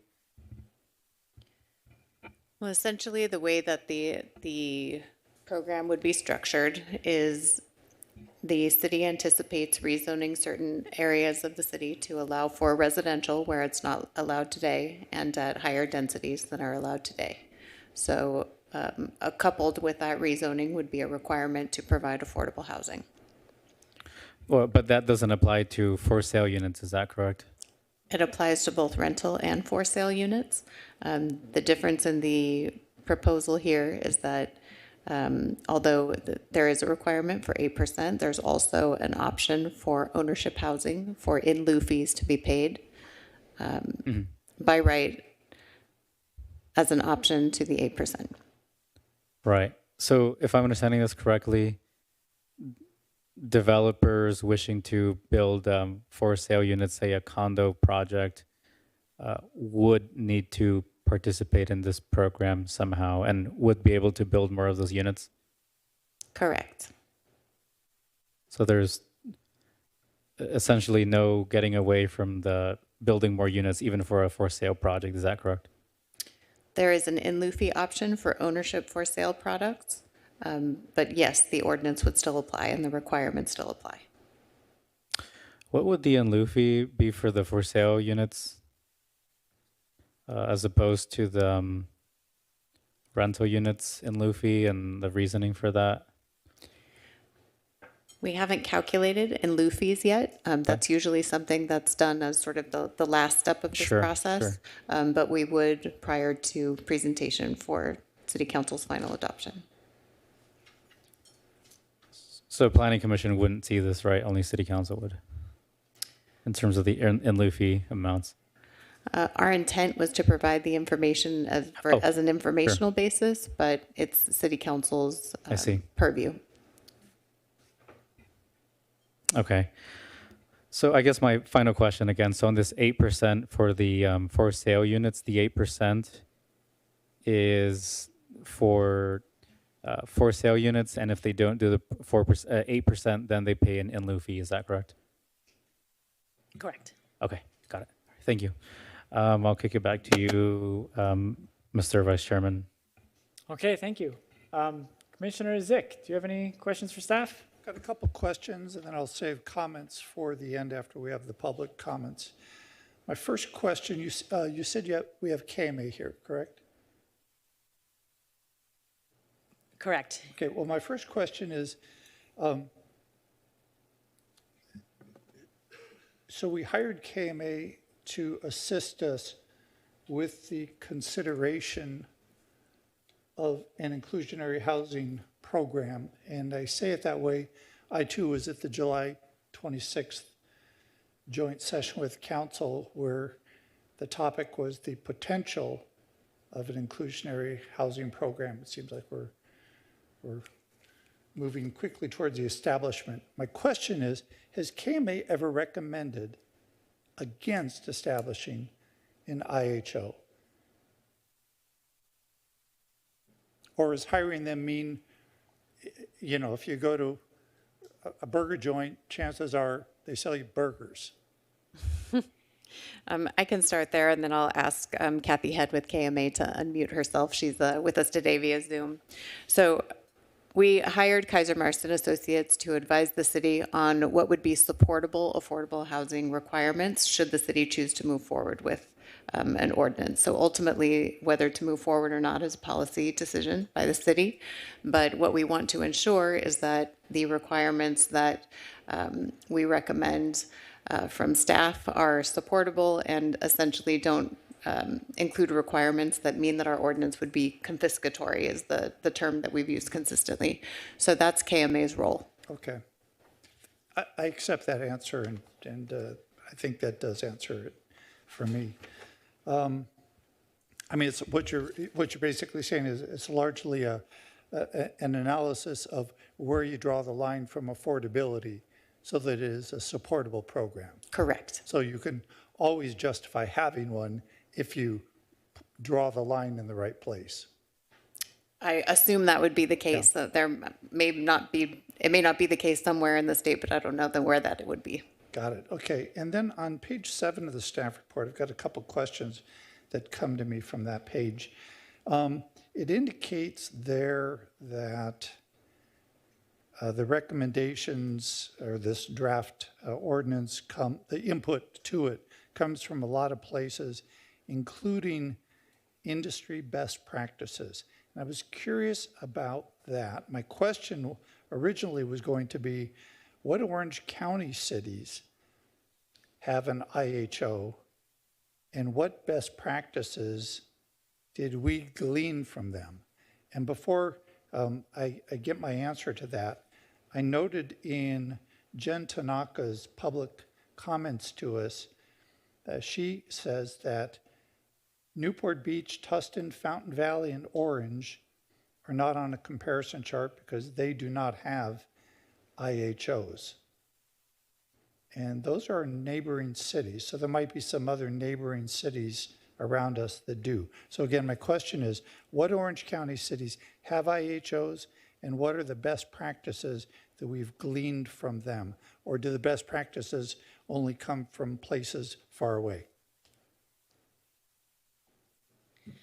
Yeah, Commissioner Zick, I apologize. I can't remember which attachment number it is, but staff did include an attachment that provides a comparison table of existing affordable housing programs in other Orange County cities, which does include Santa Ana, Irvine, Huntington Beach, among other cities. I believe Ms. Tanaka's reference to the other Orange County cities are actually in the process of considering something similar as the city tonight. And the best practices that we have gleaned from Santa Ana, Irvine, and Huntington Beach? Yeah, it was at staff actually. You got an opportunity to talk to the housing staff in Huntington Beach to best understand what worked for them, what didn't work for them, and understanding the program they have built. I know some housing advocates have pointed to Huntington Beach as an example of a well-run affordable housing program. So staff was fortunate enough to meet with their staff to, again, just compare notes, gather some feedback that we should consider, or some pitfalls we should be careful for. Okay, thank you for that. If I could just interrupt for a second, Jennifer asked me to buzz in. This is Kathy coming from out of the sky. So sorry about that. So I just wanted to jump in and explain that part of the reason that we look at the survey of all the communities and then notably Orange County is to glean those best practices.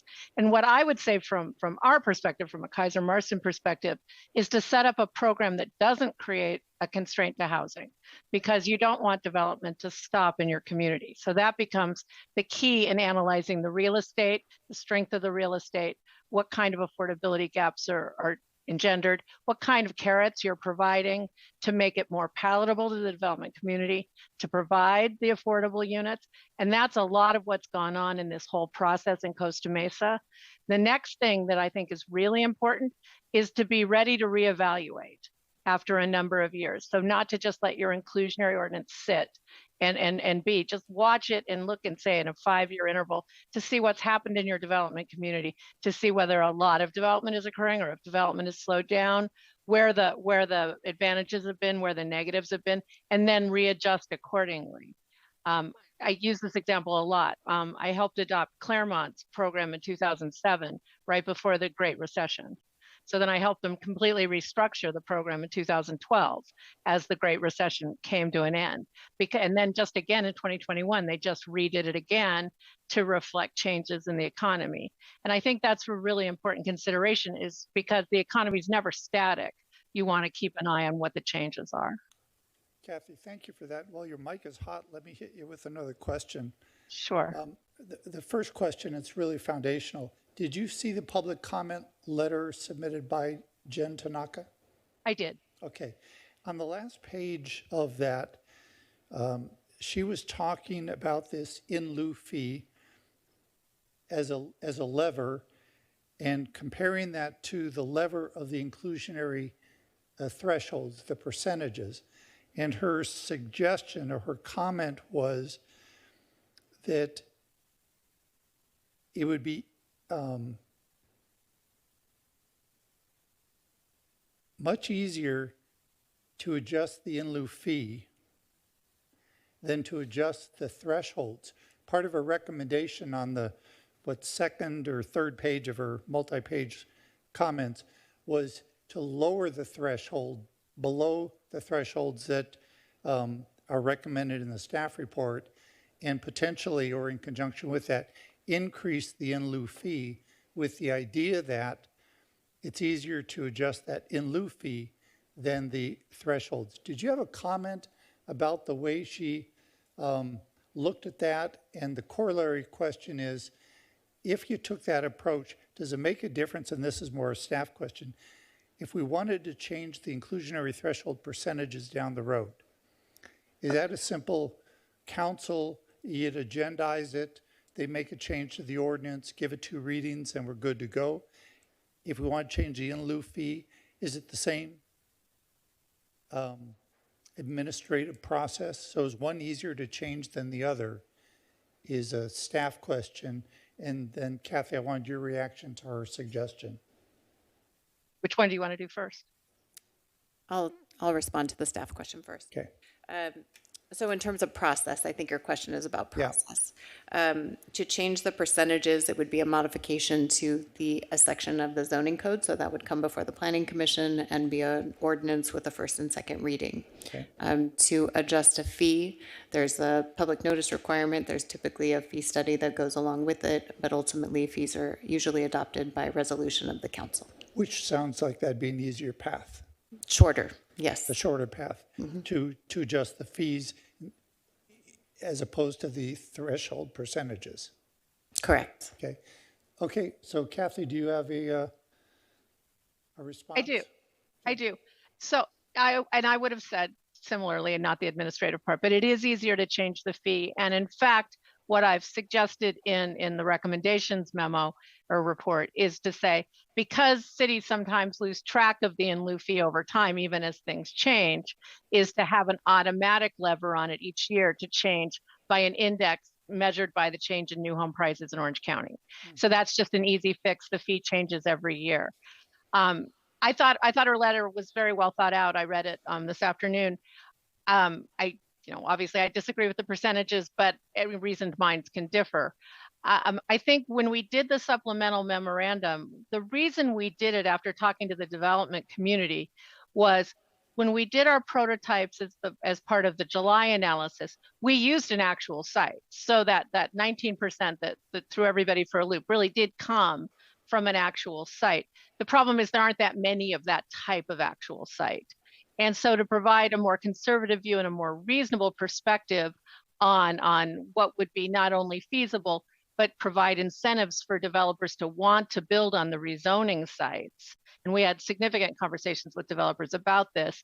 I reanalyzed on using an improved property that was either office or industrial, both which seem to have about the same values in my comps analysis.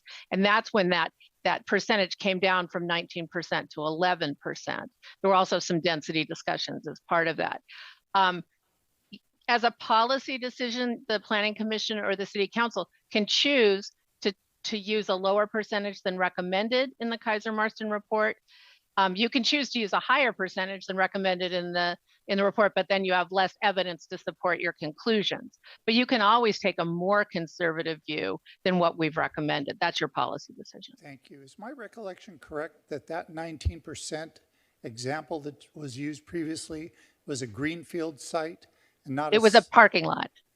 Essentially greenfield site, okay. Yeah. Whereas our sites are, for the most part, developed already with something else. No, I would agree with that. And that's why we wrote the supplemental memo. Yeah, okay, thank you. You're All welcome. right, then thank you, Kathy. My next question at the bottom of the page. So, it was quite a lively public input at that July meeting. Residents, activists, developers, and at the bottom of page 7, it indicates,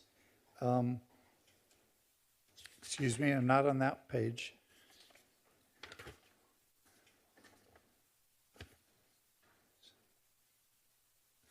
Hold on a second, where is it? Well, I want to find the reference to it, where the city had extensive outreach.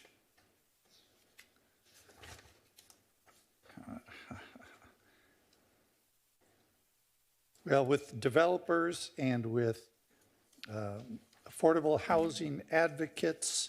I have it in my mind because I just recently circled that. My question is this. I recall Jen Tanaka being involved in that July meeting, and I believe she committed her thoughts to writing prior to that meeting as well. They were extensive. They're extensive again. I'm not saying that I agree with her comments, but what I am saying is she clearly has put an awful lot of time and thought and analysis into this subject. My question is, of all the various people that staff met with since July, did you ever meet with her to go over her comments? I mean, when she has a 4-page letter that says, I still think we ought to be changing a bunch of stuff, I feel like, okay, this needs to stay in the oven a little longer and bake some more, because we have a significant community member providing input. Doesn't mean that they're right and should be included, but my question is, had you met with her to either fully understand what she wants and disagree with it, which is fine, but I mean, consider the changes she's advocating? That's my question. Yes, Commissioner Toller, we did get an opportunity to meet with Ms. Tanaka. We actually got to meet with her a couple of times. I accept that.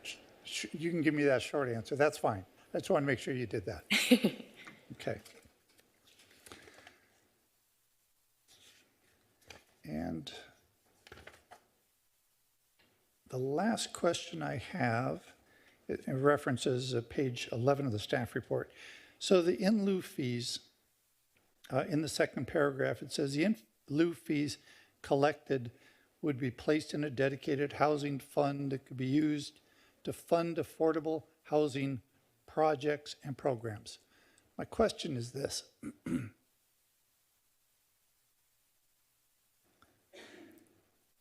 what housing project would those fees be used for that a developer wouldn't have already done? Or is it really the expectation, I mean, without winking, that any in lieu fees would be plowed into first-time home buyer discounts, subsidized rent, those kinds of things? Is that what the money would be used for, soft needs, or would there be any physical constructed housing projects? So Commissioner Zick, in other cities, as an example, and I think this is a best practice of affordable housing programs, typically these housing funds are used to fund 100% affordable housing projects. Some ways that process plays out is that once the city has accrued a substantial amount of funding in the housing fund, we would do essentially an RFP and look for qualified projects to be able to fund that would be exclusively affordable housing projects. Okay. The other way that funds are used typically is if there are already affordable units proposed as part of a housing development, and we'd like to see deeper affordability for those units than are required, the funds can be used in that way as well. And then the third way is to fund programs like a first-time homebuyers program or any other program that speaks to affordability. Okay, thank you. Turns out I have two more quick questions, and then I'll turn it back to Commissioner Toller. On page 13, in the discussion of the parking and the parking recommendation, and it talks about empirical parking counts. If you're still listening, empirical parking counts obtained at existing apartment communities, both at Costa Mesa and nearby. Who would have, or who would know, if I wanted to follow up with specifically which apartment complexes in Costa Mesa were surveyed? If you give me a moment, I can look that up. Okay, I'll check back with you then. Sounds If you good. have that, I'll just send you an email.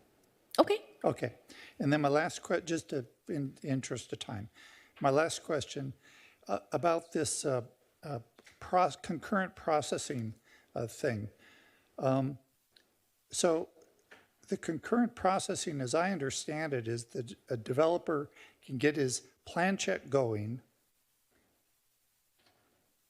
simultaneous, concurrent with the discretionary approval for his project. Is that what's meant by the concurrent processing? That is correct. Okay. When a developer submits the plan check, he's got to pay the plan check fee right then and there, right up front, correct? I believe there are initial fees paid up front, and then once a building permit is issued, a Right. permit fees are then. And those fees are never refundable if he chooses not to build the project. Correct. Okay. So my question is this.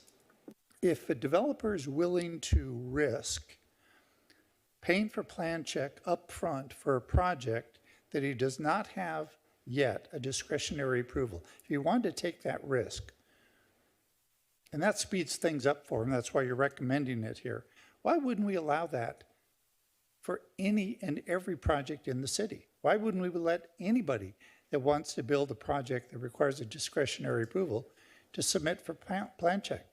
He's paying for it. We don't lose money. Things speed up for him. And there's a great, somebody talked about being pro-business. I can't think of a better pro-business process improvement than that. Commissioner Zick, I can respond to that. Essentially, the reason that we don't allow for concurrent processing as part of normal operations, we do allow for it on an exception basis if there's cause, for example, and I have approval authority to allow for that concurrent processing. It is primarily a resources allocation issue. We have a set number of plan checkers in building, and I have to ensure that their time is not essentially overburdened to slow down everybody when they have a workload that's essentially greater than their capacity.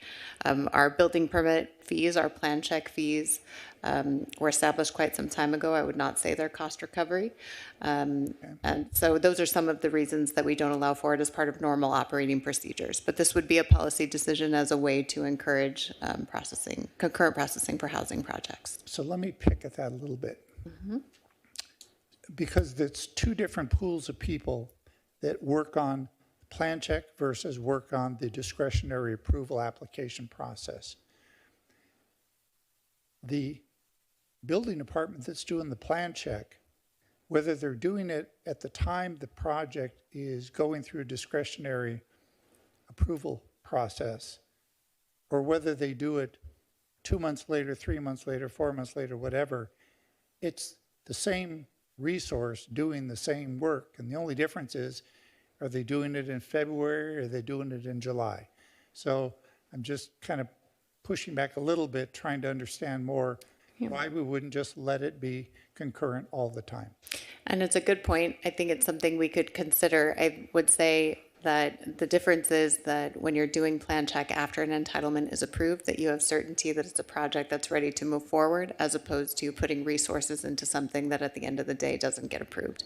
And by then you've spent your resources. Let me ask you this. Would it be, I know it would be fair, would it be administratively, would it be legal to, I see Mr. Preziosi sitting over there, I'll involve him if he needs to be, but would it be legal to charge an additional fee to a developer or property owner to expedite plan check ahead of a discretionary approval? So kind of to your point or concern about, it's not a full cost recovery, if there was a way that somebody could fast track their plan check by paying a additional fee ahead of a discretionary approval. Because right now they don't have the right to say, plan check my project, it's in with the planning department. They don't have that right. Right. I'll turn it over to Mr. Preziosi if he wants to weigh in. But my thought is really that when you're talking about concurrent plan check, maybe the more advisable thing to do would be to right-size plan check fees. And in that sense, I think your point is well taken that at that point you're not losing anything. Potentially, if we have infinite resources and everything was fully compensated for in terms of staff resources, then I think there's no downside. It's really a resources allocation issue more than anything.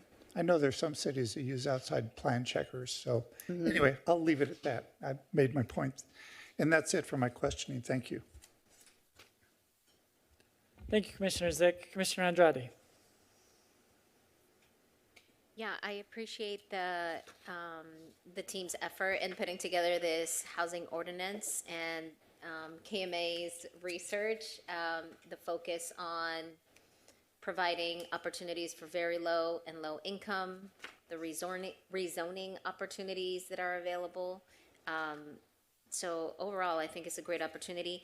The one question I did have was on the the legacy of affordable, the 55 years of ensuring that a rental unit stays affordable.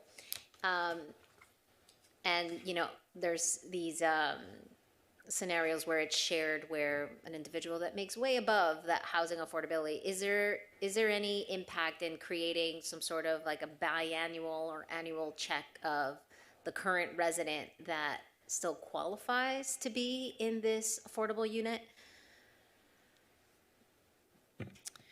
Yes, Commissioner, as part of the proposed affordable housing program, there would be an annual review. Okay, so that addresses that concern. But yeah, other than that, I think some of the questions on how can we apply the in lieu fees as an opportunity to provide ownership in the community, I think is a great win for our community, so that we can hopefully turn the needle in moving more towards ownership, or at least providing more opportunities for ownership for individuals that are in the moderate income. But yeah, no other comments. Okay. I have maybe like 5 real easy, quick questions, and then I think we'll take a quick break before we open the public hearing. So, and and I don't mean to open any cans of worms here. These are just fairly simple. So first, does the program or any programs like this anywhere else that we've studied somehow incentivize current residents of Costa Mesa? Or can the wait list get filled up by people from out of state or out of county? In staff's research of other inclusionary housing programs, I did not come across that. Fair enough, thank you. What happens if somebody qualifies and gets to the top of the wait list and gets a low-income unit, but then they get a raise that kicks them out of that bracket? What happens typically to that person? I can start to answer that question. Trying to find the right word for it. The affordable housing program would have a guideline or implementation procedure document that would detail how we go about administering the program, and as well as monitoring for compliance. Perhaps Kathy Head with KMA may have more details. Right. I was going to jump in even if you didn't ask. So what typically happens, there's a variety of different ways this can be handled, but what typically happens is there's a parameter when once a household is over income, or even right when they're right over it. It varies from community. To stay in the unit, there's two ways to handle it. One is they then pay the market rent. It becomes a market rate unit. And then the next like unit that comes up becomes the low income unit rented by a qualifying low income household. Another way to do it is that household, when they become over income, is then asked to pay 30% of their income on rent, as opposed to the market rent, and are allowed to stay. So, and then what Huntington Beach does is they give the household a 6-month grace period before they're asked to move or pay a market rent. But that's generally, the way it's generally handled is once somebody's over income, they're no longer actually qualified to live in that unit. And so there needs to be another unit that becomes that low income unit. So if a project has 8 affordable units, which 8 those are could shift? Correct. They'd have to be like units though. Right. Okay, here's a weird question that you made me think of. AB 1482 passed in 2019 and recently locally adopted, effectively caps rental increases for the same tenant 10% a year. Would that come into play with this? Could somebody that got a raise all of a sudden have to be charged what's effectively a 15% increase in rent every month, or would AB 1482 and our local ordinance preclude that? Does that make sense? Is that a wonky? No, it's a reasonable question. AB 1482 in the programs I've worked in does apply, but I'll defer to your legal counsel on that. I mean, if the answer is that it applies, we don't need to go into the weeds, but I think if it applies, it applies. Yeah, I think it applies. It's something that we'll dive into before we come back to you, but I think it applies. Okay. Okay, big question. Since this is going to apply to what the staff report says, the newly rezoned properties only, this ordinance really isn't going to be activated until we do that, which is down the road, right? This doesn't, even it passes the second reading of council, it's not usable until we rezone these properties, correct? Yeah, our intention, obviously this is tied to the city's rezoning efforts. We are moving forward with that effort. It's a 2 to 3 year process to really complete something of that magnitude. But I think something that's considered here in the way that we've worded it is that it would apply to properties rezoned to allow for residential, and that have experienced an increase in residential densities as a result of that rezoning. But in the meantime, it could be just a proposal for a rezone while the city is in that process. That's also possible. Okay. So these parcels, are they going to be, I looked through the housing element, try to find the list, and it's Appendix B, there's Table B6. It's all the sites that are opportunity sites. They're going to be rezoned. They're planned to be rezoned. Is that one and the same with where this is proposed to apply? It's definitely based on the housing opportunity sites in the housing element, but we have to remember that the housing opportunity sites were identified essentially to show the state that we have adequate zoning capacity within the city. So it's not limited to those housing opportunity sites. It's any site that would experience a rezone that would allow for housing compared to where it is today. Okay, so in the housing, those housing opportunity sites are, I guess, a starting point. But the only reason that we would significantly increase the density allowance of other sites is for the same, towards the same end here. Right? Towards the same end, exactly. Okay. It's just we haven't gone through that effort, so I can't give you a definitive answer on where exactly it would apply, but essentially where it applies would be defined by the city and the city council ultimately through the approval of the rezoning project. Okay. But what we've talked about in the past is not only housing opportunity sites, but corridors, sort of a corridor view. So it's not specific just to those sites that are listed in the housing element, or may not be, I should say.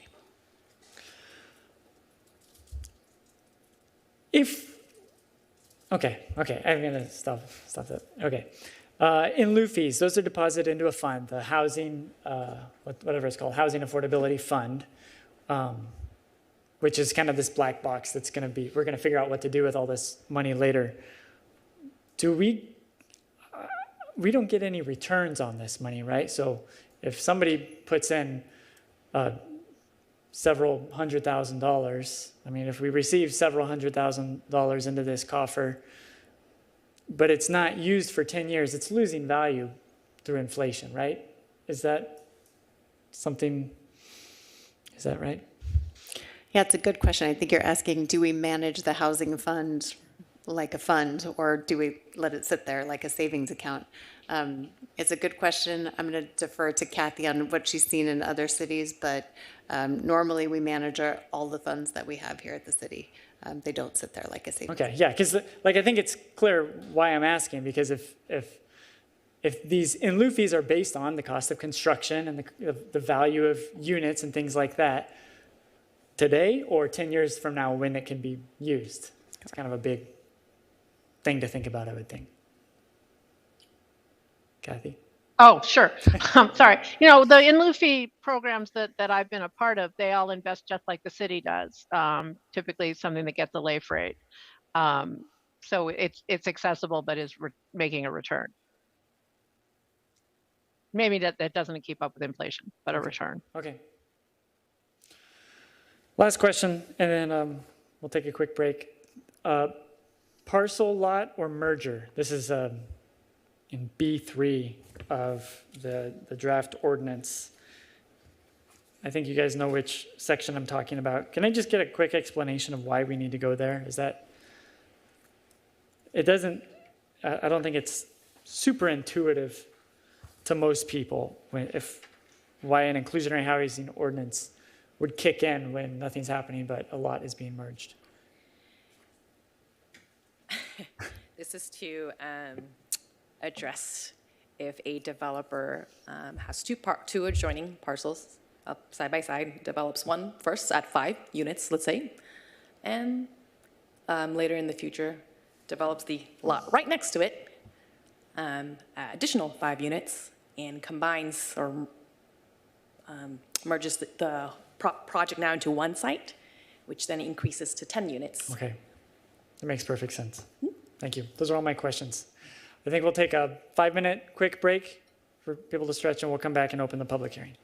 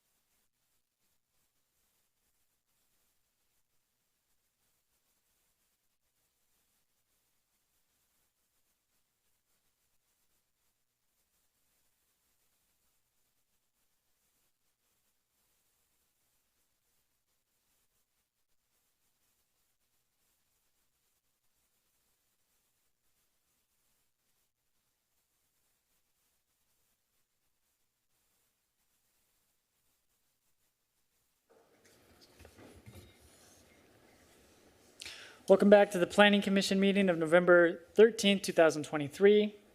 We're in the middle of public hearing item number 2. And I would like to open the public hearing and ask the public if anybody would like to speak on this item. If you'd like to speak on this item, please approach the podium. If on Zoom, use the raise hand option. If you're meeting on your phone and would like to speak, please press *9. Mr. Humphrey. Good evening, committee. Jay Humphrey, a commission. Jay Humphrey, Costa Mesa resident. You guys have brought up most of the things that I had concerns with that I felt should be dealt with, but there is one aspect that is somewhat troubling, a couple of aspects. One is we talk about 17 stakeholder meetings. Well, I'm a stakeholder, but I never got an invitation for a stakeholder meeting, even as a group, other than a public comment at this forum. Developers, housing advocates are certainly part of that stakeholder group, but the way it's written, it sounds more like the developers aren't part of the stakeholder group. Maybe they are. It's hard to tell who are the stakeholders. I would appreciate that before this becomes final, a list of all stakeholder groups that were met with you that are that 17 stakeholders is actually listed in the document. I'm not looking for the specific names of the individuals because there might have been 5 people at the meeting. But if it was a developer meeting, I would like to know that. If it was a housing advocate, I would like to know that. If it was a police department, I'd like to know that. If it was a market group, I'd like to know that. I think that's all part and parcel of what we, the public, should know, and I don't see it in here. I see it talking about stakeholders, but I don't know who those folks are. And some of those people, I am absolutely positive, are not Costa Mesa residents. And I'm an absolute advocate for Costa Mesa input to Costa Mesa issues and problems. That doesn't mean we shouldn't listen to other people. I'm not saying that ever. But we should make sure that we are listening to Costa Mesa as well as people not from Costa Mesa. Secondarily, well, that's time. You remember 1901 Newport Boulevard and the housing behind it? That housing promised to build affordable housing. Well, they said, we can't do it in this project, but we'll build it in Costa Mesa. And it's never been built. One of the concerns I have is when you do in lieu fees and build it someplace else. Oh, is that someplace else in Costa Mesa specifically? Is that specifically said in the ordinance? Because I don't see it in here. I just see extra housing somewhere else. If those things aren't delineated clearly, we're looking for some problems down the road. And I would like to see that we look at how we handle those things in the future. Thank you very much for your time. Thank you, sir. Sir? Evening, Commission staff. Adam Wood with the Building Industry Association. Thanks for the opportunity to comment tonight. A lot of great points were already raised by the Commission, so there's not a whole lot for me to even say, which is sort of an exciting place to be for a change. We're excited to see what the in lieu fee comes out to be, where that number gets set. Without that information, it's very hard for us to do a proper analysis of kind of how this will be impacting the industry. We, always put out our cautionary tale. There's a lot of cities, and we've got a lot of builders that can give you a laundry list of examples where a policy gets set, set it and forget it, and then all of a sudden projects start dying. There's a lot of great ways. We all want to make affordable housing a reality, but subsidizing it and going about it this way has a lot of pitfalls, has a much higher potential to kill housing than create, is our saying. So we appreciate the hard questions that you've been asking tonight to make sure that's not what happens here in Costa Mesa. And a shout out to Jennifer. She's been working very hard on this to make sure you guys get the best policy possible. So looking forward to the next round working with you and getting that fee information. Thanks. Thank you. Good evening, Vice Chair Toller. I'm George Sakioka. I'm with Sakioka Company and Planning Commissioner's staff. And first of all, I would like to thank staff, specifically Jennifer Lee and her staff have really done an exceptional job about meeting with stakeholders.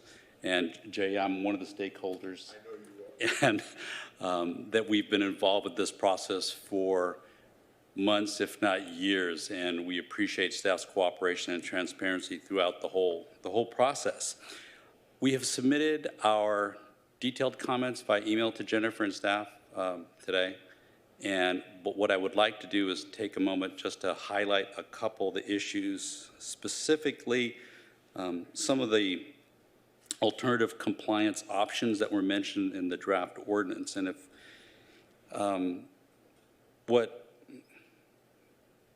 well, two things specifically. One, allowing multiple pathways to satisfy the compliance of the affordable housing requirements that you're contemplating. And if I could be more specific, the ordinance provides that inclusionary units shall be dispersed and evenly distributed throughout a residential development and not clustered in a particular area of the development. Therefore, the ordinance does not expressly make allowances for a master planned community composed of multiple buildings. It makes sense to allow for the development of an affordable-only building or buildings in the context of a larger development. And the affordable-only building, or how am I putting this? We should have the ability to put an affordable-only building in the context of a larger plan, because I'm just trying to make sure I'm saying this. The affordable-only building could provide services for residents and have access to financing and tax credits that may not be available if the units are required to be dispersed within a single building. Simple is better. Having tax credits and whatnot to be able to put in a single building, at least have that option, because I don't believe that's currently in the ordinance. The other thing we'd like to do is we appreciate the inclusion of having the option to dedicate land as a means of satisfying the affordable requirement. However, I think in section 13, I think it's 13.331, the use of that method is limited to circumstances where there's a determination that is economically infeasible. That's another hurdle that we have to go through. In other words, if we wanted to satisfy the affordability requirement by dedicating land, we have to prove that it's infeasible, as opposed to dedicating it directly perhaps to the city. And it also doesn't specify whether we dedicate it to the city or a city-approved public or nonprofit entity. So that makes it another hurdle that we have to cross. Again, multiple pathways for the developer landowner to satisfy the affordable housing requirement. Thank you very much.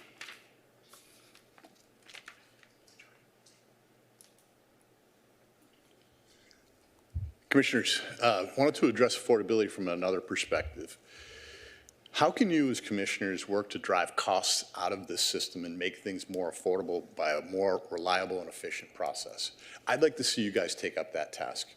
Every time you introduce a must and a shall, affordability prices go up, right? Every time you introduce a condition and you burden the project, costs go up. So kind of piggybacking on what Commissioner Zick was talking about is collapsing this cycle. Right now, I'm challenged to find anyone who isn't a landowner to be excited about the opportunities to invest in Costa Mesa. They're still suffering from that Measure Y hangover and are choosing to put their dollars to work in other communities where they can get the underwriters to get the projects to pencil. So I remember a small lot 2 housing unit guy sat right here and said, come on guys, help me. It took me from one market to another. It's taken too long. Help me approve my project. It was over a year in the entitlement process, right?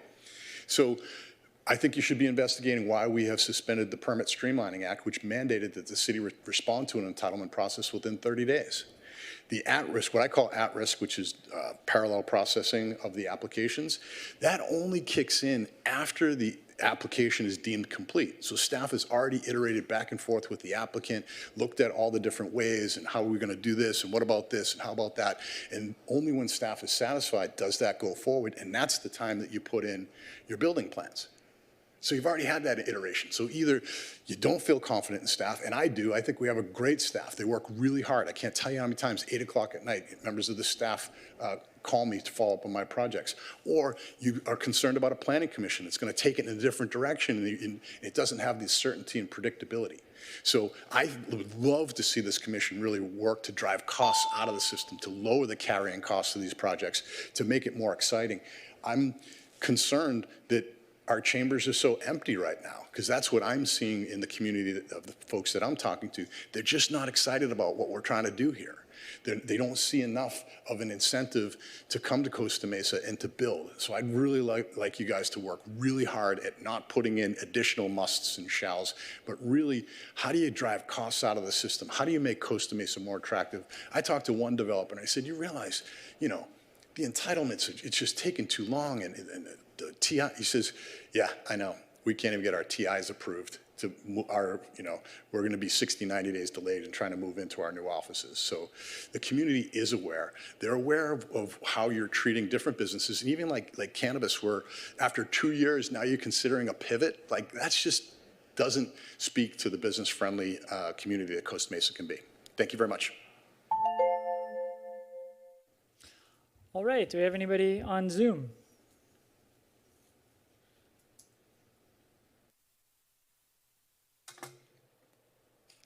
Kathy Esfahani, you may provide your public comment. Thank you.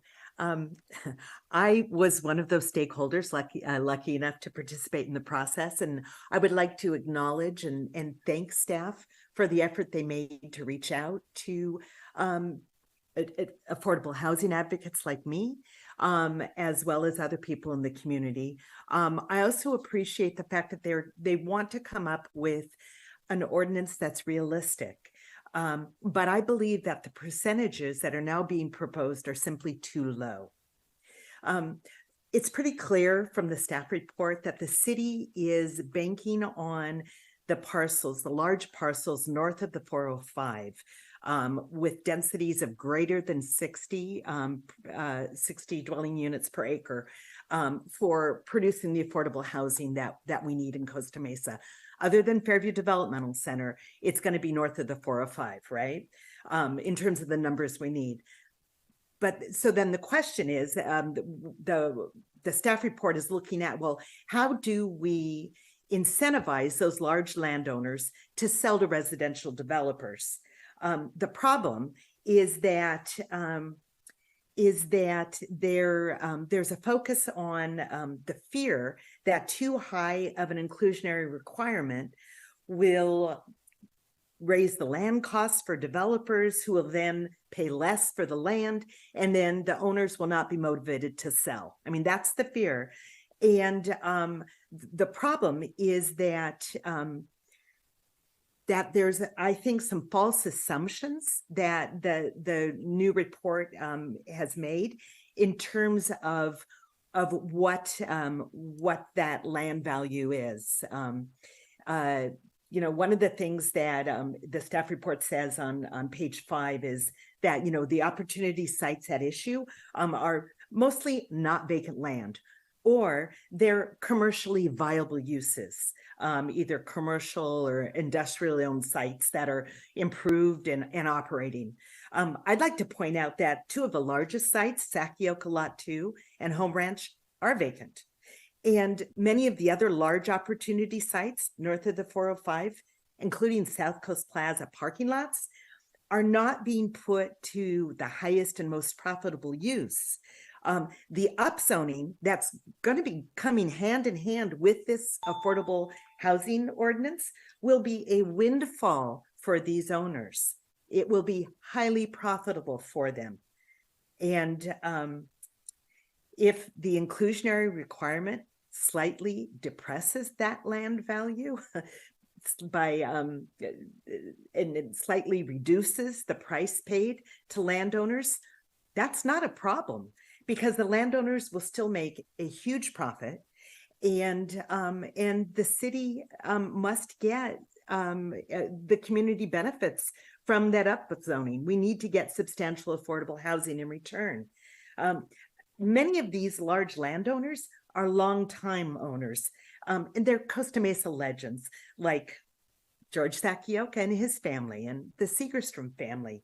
I think it's fine and more than fair to ask these sorts of landowners to make a bit less profit on a land sale for the good of the Costa Mesa community. So I recommend that the city raise the requirements rather than lower them, raise them from the current proposal. Okay, thank you, Ms. Sfahi. Do we have anybody else on Zoom? Cynthia McDonald, you may provide your public comment.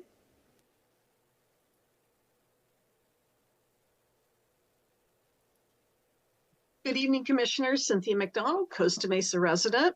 I appreciate the work of staff and the consultant. Many people have been asking that the city adopt an IHO for many years, so it's great to see it finally come to draft format. As noted, it's a program of the housing element, and it must be completed for the housing element to be deemed compliant by the state. I recommend that each of you, if you haven't already, read Shane Phillips' 2020 book, The Affordable City, because it is the best book on this subject that I have come across, and it will help you understand why an IHO is so important to the residents of Costa Mesa. My first comment has to do with the in lieu fees. If the city is going to allow developers to use in lieu fees to avoid building affordable units, there must be a reasonable target and a project for those fees so the goal doesn't get lost. In other words, establish a project in which the in lieu fees will be used. Simply putting the funds into an account by the city, which tends to invest its money very conservatively, may not make the purchase of land ever possible because land tends to appreciate much quicker.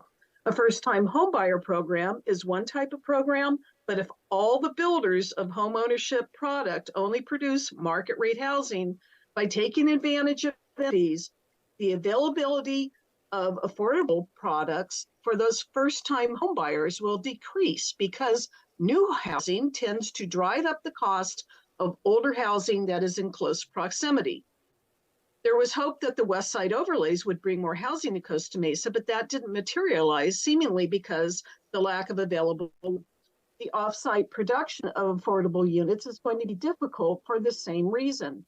I would be surprised to see any developer use this alternative compliance option, but it should remain an option. However, I am concerned about the cost of hiring additional staff to concurrently process applications. Next, while we don't want to set unattainable goals, we also don't want to sell the city short by giving into the desires of developers. When a developer tells you that a project doesn't pencil out, that really means they are afraid they won't make the millions of dollars in profits they anticipated. For this reason, I request the city make the set-aside percentages as robust as possible. In addition, make the project threshold less than 10. We need to include as many affordable units and as many projects as possible to encourage neighborhoods near schools, jobs, and community resources to be walkable, bikeable, and equitable. If we limit units to only large parcels of land and isolated buildings, it ends up being a form of redlining, and we lose the opportunities for the very important missing middle housing. Finally, I would like to know the estimate of the cost of administering the Affordable Housing Trust Fund and where that money will come from. Thank you.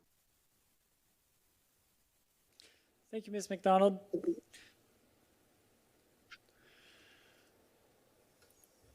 Roberto, you may provide your public comment.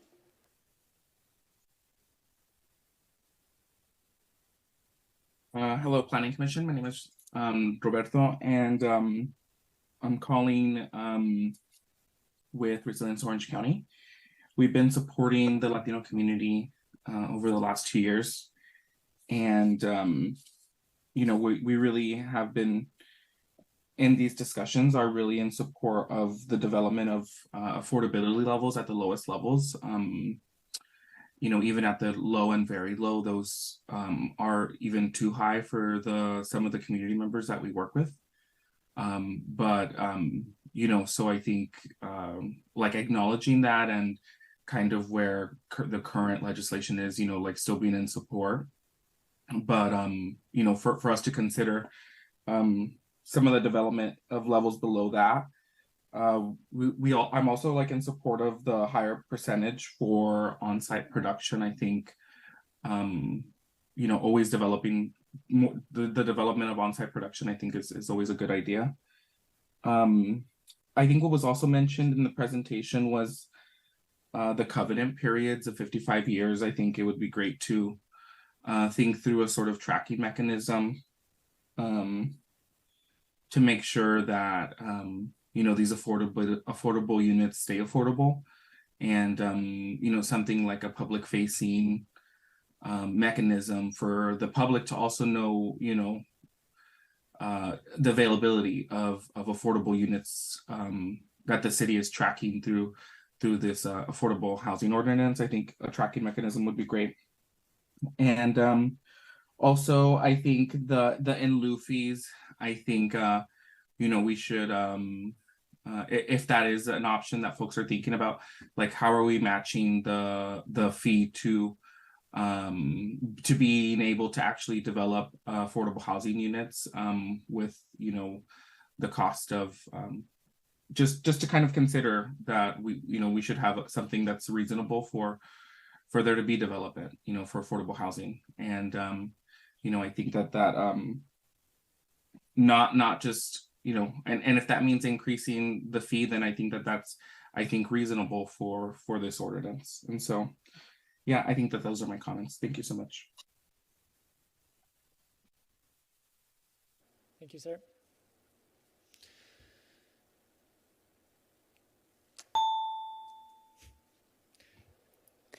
Diane Russell, you may provide your public comment.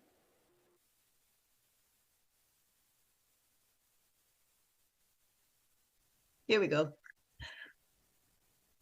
I'm really excited to see this inclusionary housing program move forward. It's been a long time in the making, and there's much to like in the ordinance. I think that reducing the amount of parking required for low-income units makes so much sense. A lot of people that are very low income don't have a car, let alone 2 cars. So that's an excellent point.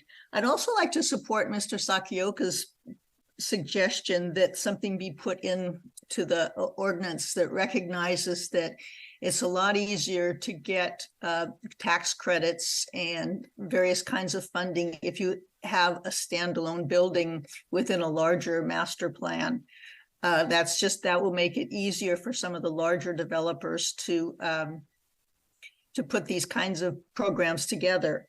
That being said, KMA has continually stated that they have taken a conservative approach to some of the numbers. Other cities, surrounding cities, are moving towards higher requirements.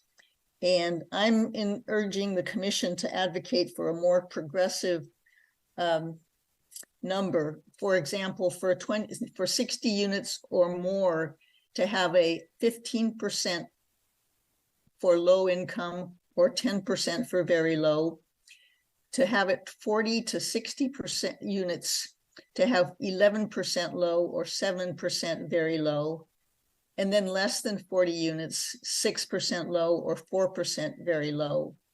I think this will keep very low income families in our community. We know that there's been a lot of displacement, and that I think we owe it to the working people of the community to do everything we can to help them stay here, at the same time providing developers with reasonable return on their investment.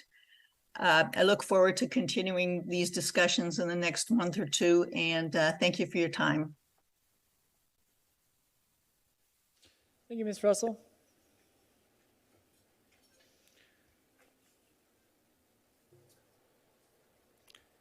Mark V., you may provide your public comment.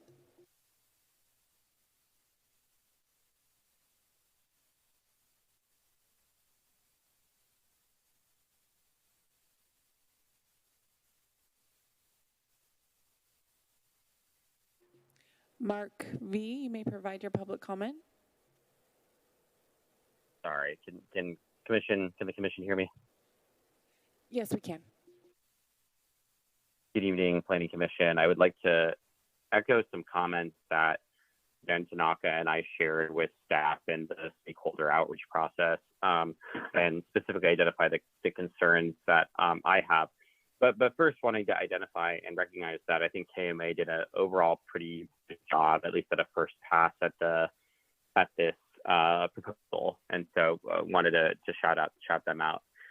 One is I think one of the things that I wanted to encourage is the type of development that I want to see unencumbered in Costa Mesa is a small lot, 3 to 5 story development, and I want to make sure that can be unencumbered from the market perspective in any way. And so, so two of my suggestions specifically have to do with the economies of scale and the economies of scale challenges that are faced for private developments from inclusionary housing ordinances, and what my two suggestions are is one is having increasing the minimum unit requirement for inclusionary ordinance from right now it's suggested at 10 units. I would suggest it to go higher, up to starting at 25 units. I think that would also bring it in line with state law, such as AB 2097, which I believe starts at 22, if I remember correctly. The other thing I'd say too is I also would like to exempt parcels or building footprints that are of less than a half acre. I think that an inclusionary housing ordinance, although not my favorite mechanism towards affordability with a community, makes sense and pencils out on larger developments that have those economies of scale. It does not make sense and can hamper, I would say, the healthy size development that we are looking for in Costa Mesa on those smaller lots off of 19th Street that are less than a half acre size, or buildings that are building footprints that are less than a half acre. Lastly, I would strongly encourage the reduction of the affordability requirements from instead of 11 and 6 to 10 and 5. And the reason for that is not some specific interest around just reducing the numbers, although like I've said before, I'm wary of the IHO process. I believe, in a situation of market competition, in a situation where developers are looking to build, they don't see Costa Mesa as any different than Newport Beach or Orange or Huntington or whatever. They see us all the same. And I think the best way that we can actually be encouraging development is meeting the affordability thresholds of our neighbors or going lower. And so doing 10 and 5 would put us at parity with Huntington Beach and Santa Ana, our neighbors. And so frankly, even 9 and 4, I think is a very reasonable and thoughtful thing that could be done on that front. So I'd encourage. Thank you, Mr. Vucevic. Richard Huffman, you may provide your public comment.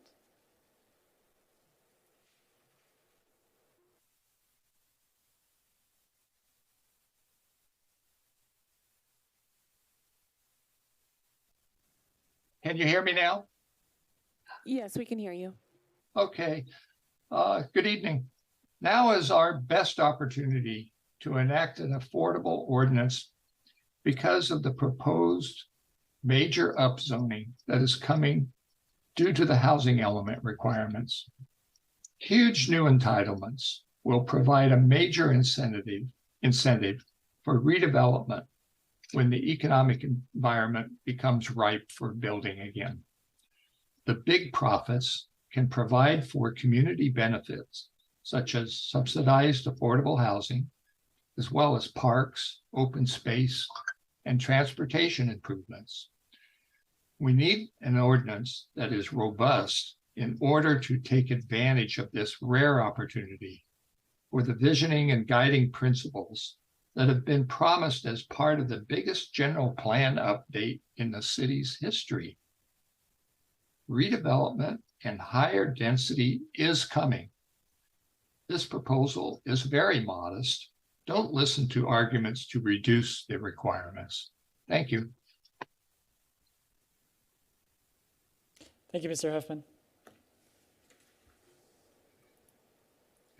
Jennifer Tanaka, you may provide your public comment. Hi, good evening. Can you hear me? Yes, we can. Okay, great. Hi, my name's Jen Tanaka. I'm the one who authored the letter that you guys probably saw. I apologize. I'm only just joining the meeting now. I had some prior engagements. It sounds like you've had a really good and robust discussion. I think this is a really important ordinance for the city, not one that I think is necessarily the best policy choice, but given the nominal state requirement to do it, I understand, bringing it forward now. And I do understand, that I think a lot of really good work has gone into this. And I was really pleased to see the ordinance itself, I think, is already pretty reasonable. I had some suggestions that I already went over. I won't belabor those, but I want to just clarify a few things and make some high level points.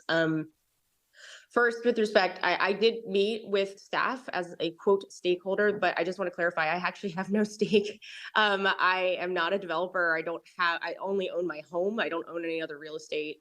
I'm just an interested citizen, and I'm deeply interested because I think affordability of housing is it almost certainly is our number one critical, an issue for the city. So that's really my interest. That's my stake. I just also want to point out that even if this inclusionary housing ordinance is successful beyond our wildest dreams, the vast majority of people, and specifically low-income people, will still live in market rate housing. So, even if we get all the units we want, we have all the units that already exist in the rest of the city, which, by the way, is still governed by Measure Y, which is making development very difficult in those areas. The significant part of the city is single family zoned. We're not going to get a lot of production in the rest of the city. So we have the existing units, and then we have the new units, and we're still going to have an enormous number of market rate units. So I think we need to be very thoughtful about the fact that at the end of the day, we want to be producing units, period, because that is really the only way we're going to rein in the runaway inflation in rents in the long term. And that's not to say that that's going to lower rents tomorrow if you dump a bunch of units on the market. It may, though, help to blunt this massive run-ups that we see sometimes when the macroeconomics shift on us, as they have in the past couple of years. I want to respond quickly to the idea about profits for the developers. So my training, I'm a corporate attorney. I look at finance documents all the time. I just want to put a little color on that, profit sounds like enormous gobs of money, and I've moved that money myself, so it is substantial. But what I want to say is that the reason why those profits are substantial is because there's enormous risk, and that risk goes up the chain. So it's not just the developer, it's the developer's investors and the developer's banks. So, the profit has to be there for the project to go forward. It's not a matter of being less greedy. Thank you, Ms. Tanaka.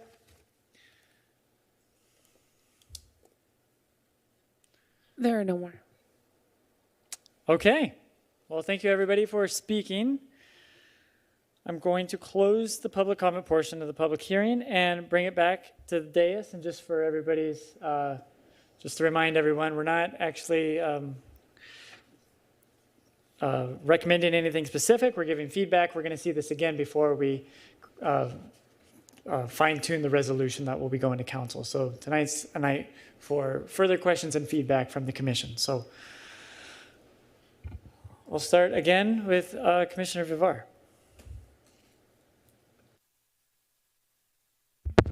Thank you, Mr. Vice Chairman.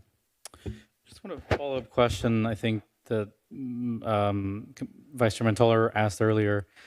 So there aren't any, there's nothing in the proposed inclusionary housing ordinance that says that current Costa Mesa residents get some sort of a priority, or, for example, residents or like people who live or work in the city of Costa Mesa. So no such language in our proposal. There is not language like that currently. It's something we can look into if it's of interest to the commission. Right. I know that oftentimes other cities have kind of priority mechanisms, not necessarily exclusions of people who don't live in or work in the city. But for example, I know the city of, and this is a bit different, but I know that the city of Santa Ana, for example, in a first-time home buyer program it runs, gives priority to, for example, veterans and those who work in the city of Santa Ana or live there currently. And as for the floating the idea of a larger number of units required per our affordable housing ordinance, would someone jog my memory about whether or not KNA studied a larger number than what we're being presented with now tonight?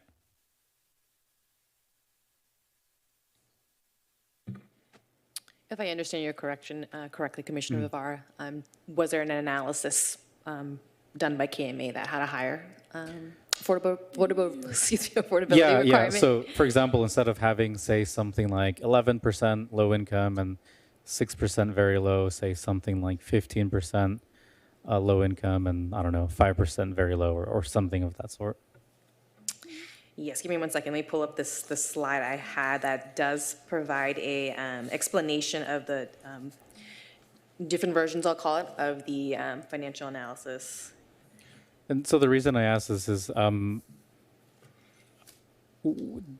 was the determination that these numbers would make it somehow unfeasible in terms of this would numbers that high would limit the number of housing units constructed in our city, or would somehow make developers less likely to build in the city of Costa Mesa?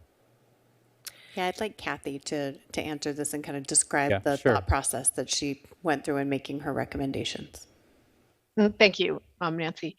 So what we did originally and what we focused our original analysis on was trying to create an inclusionary housing program that was incentive based. So that was the notion, was with this big rezoning that's being planned, was to say that rezoning in and of itself would enhance the value of properties within these areas, within these overlay areas.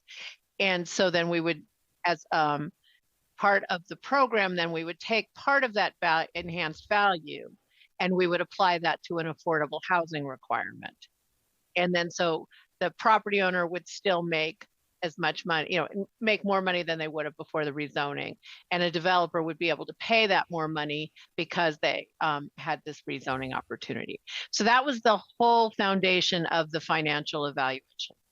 And so then what came up after we published the financial evaluation, and which I think was reasonable, was while there are a number of parcels in Costa Mesa that met the criteria at that higher density for the requirement that we came up with the higher percentage requirement that we came up with.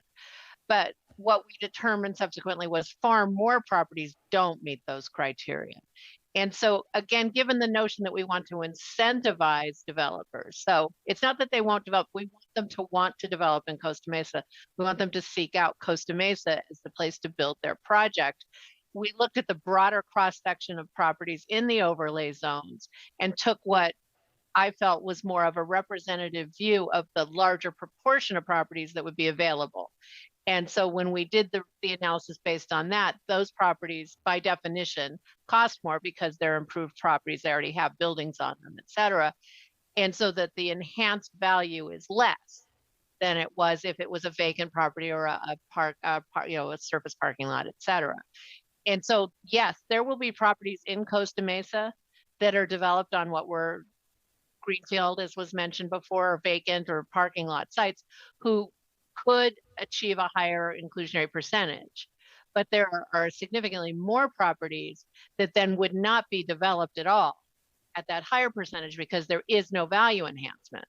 So it's not, the upzoning doesn't fully cover the cost of providing those affordable units at that higher land price. And so when we redid the analysis at those land prices, we came up with the lower percentages, the 11% and the 7%. And I feel comfortable with that. And it's been mentioned multiple times, we do take a conservative approach on this because we want development to happen. I will, if the BIA people are still there, I will use their line, and that is 15% of 0 is 0. And so you really want to make sure that you're doing something, again, that is incentivizing and encouraging development to occur. Okay. And was there the 8% as well for the for sale units? To me, seemed a bit low. Is there a reason that you settled on that number, say, instead of 10 or 11? Sure. The situation with the ownership units is that the market rate prices are so high, and then the moderate income prices are so much less than that, that the affordability gap is hundreds of thousands of dollars. And so to create a requirement that's feasible for the development community, 8% is the percentage that came out, simply because when you have $1.3 million houses selling for $400,000, there's a gap of $800,000 a unit that you're lost for each affordable ownership unit. And so that is why that percentage is so much lower. And it's also why we're encouraging payment of in lieu fee as an option for any ownership developer who wants to take it, because that gap, that magnitude of that gap is so large that I professionally believe that it can be deployed more efficiently to actual affordable units at a deeper affordability that are rental.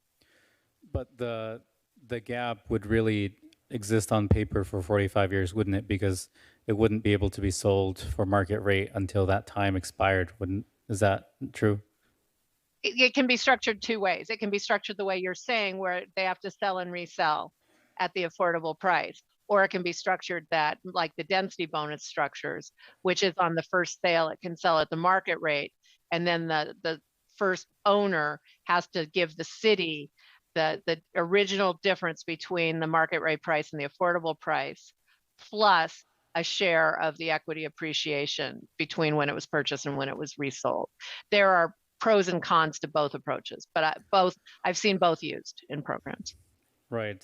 Okay. Thank you for your comments, for your question. Yeah, I think I don't want to take up that much time. Everybody here, I just want to make some closing remarks.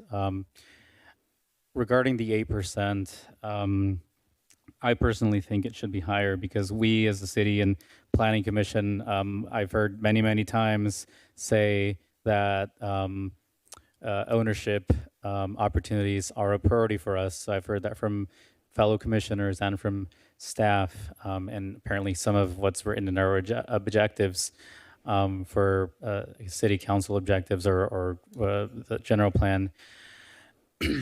And for those of you who have been looking for ownership opportunities in the city recently, and for those who are not, you wouldn't know that even, for example, a condo in the city of Costa Mesa is technically no longer affordable for people who are making the sort of the moderate are earning within the moderate income bracket. And if you've paid any attention to a lot of the development projects that we've seen up here on Planning Commission, they're all over $1 million, pretty much. So I think that if we are going to work towards our goals of making ownership opportunities in the city actually accessible to city residents, rather than closing those opportunities off to city residents and only having those open to others around Orange County who actually have, say, $400,000 put down for deposit or can afford the high payments on $1 million+ home, then I think that we are doing our city residents a disservice and not helping more of those born and raised Costa Mesans to stay in Costa Mesa. And finally, I would also like to say that I think there should be some sort of some sort of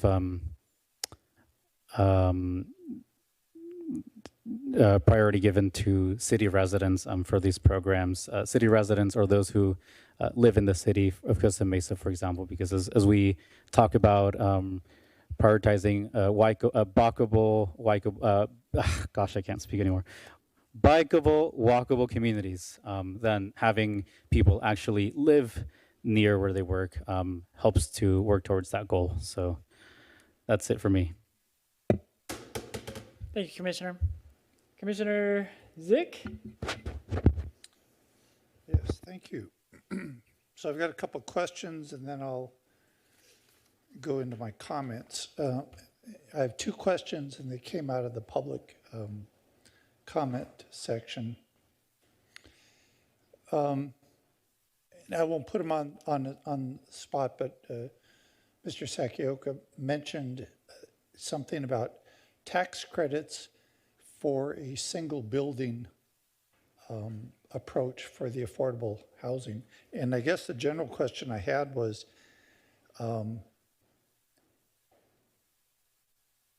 is there a difference? Are taxpayers in some way subsidizing the inclusionary housing ordinance?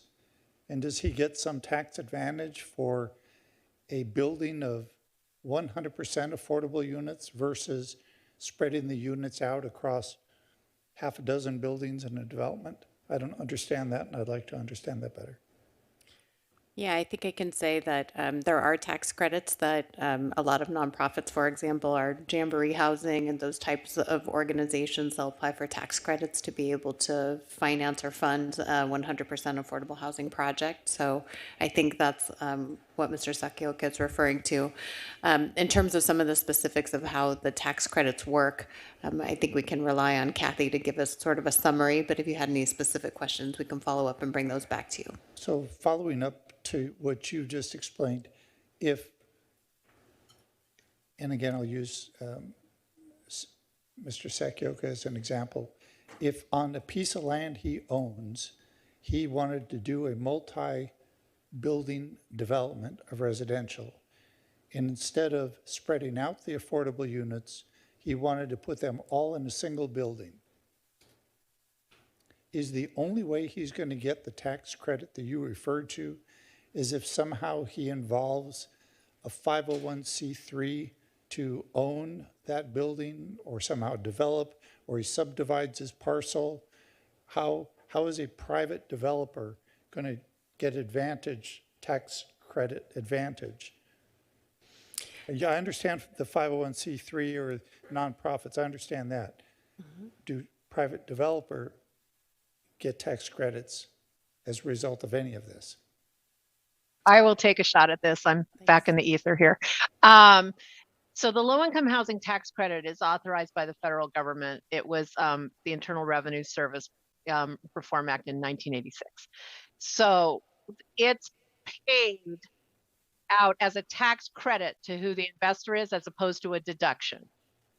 Okay, and so it's an advantage that comes to whoever owns the project. So a for-profit developer can use it, and then nonprofit developers can use it, but nonprofit developers don't pay income taxes. So what ended up happening over the years, because this has now been in the environment for, close to 40 years, is a whole secondary market built up where you can sell your tax credits. So whether you're a for-profit developer or a nonprofit developer, you sell your tax credits on the open market for a front-end investment in the construction costs of your project. And it can be a very significant amount of money. The reason Mr. Sakioka is mentioning it the way he is because it's much more efficient and much more commonly used in 100% affordable projects, because you only get the low-income housing tax credits on units that qualify as very low or low-income units. Thank you, Kathy. And so, yes. I think is that enough? Is that enough? Okay, I'll stop. I appreciate your answer, because I understand from what you're saying and what George had included in his comments. I understand that better, and thank you, Ms. Lee. You're welcome. My second question, it was mentioned by one of the commenters that the housing element update requires us to have an inclusionary housing ordinance. I don't believe that's the case. And I believe, in fact, you say on page 2 of the staff report that the program 2A, the housing element, calls for the city to consider adoption of an inclusionary housing ordinance. That's completely different. So, Ms. Lee, am I interpreting this correctly? That I know it's desirable, we're probably going to end up with one. I'm just putting a finer point on the issue of, do we have to have one to be compliant with the housing element update? I think the answer is no, based on what your staff report says. Yeah, I think it's a good point you're making. So the program 2A does have the language consider adoption.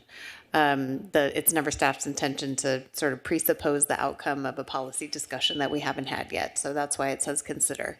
I would only add, though, that we do have a RENA allocation of 12,000 units or close to it. A substantial portion of that are affordable units. And so I can probably guess that the state approved our housing element as it is because we had a combination of policies that included consideration of this ordinance as one of the ways to meet that. If we didn't have it, I think they'd ask us to come up with something else. I don't know what that something else would be, but that's a discussion for a future moment, probably. Okay, so is our housing element approved by the state as it is today? It's approved by the state as being in compliance with state laws. There's a different term that they use also that's certified, so it's approved but not certified. And what is holding up certification? Completion of rezoning necessary to meet the RENA. So if we did not have an inclusionary housing ordinance adopted, that is not standing between us and certification. Correct. Thank you. That's all I wanted to go for. All right, so my comments about this. You know, it's interesting. I like Kathy's comment. She made it before the joint session, 15% of nothing is nothing. And it's that simple logic and the extensive financial analysis that KMA did that got them to a place where they're recommending lower percentages. Because it's pretty clear, and it's been said numerous times, the objective here is to get housing. And the objective is to not discourage housing by setting the bar too high that nobody comes in to build anything. I wish we had more members from the public here.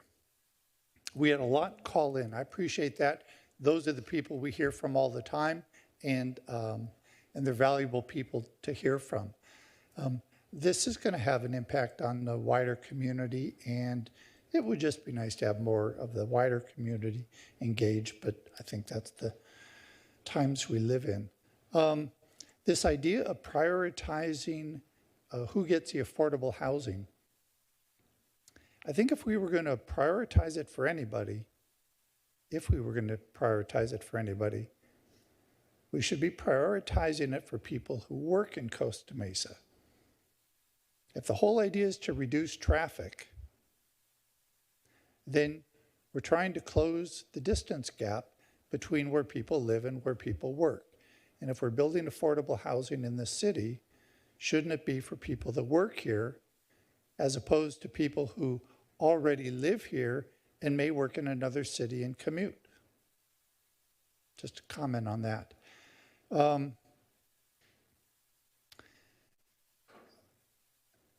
The housing element update was largely, maybe exclusively, in response to the RENA allocation.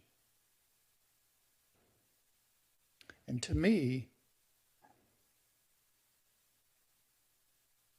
the goal, if the RENA allocation was simply optional, like, you know, we give it a good college try, that's all that matters, I think this would be a different conversation. But I have been told over and over again that it is not optional, it is a mandate, we're required to do it, and there's penalties if we don't have a plan that gets us there.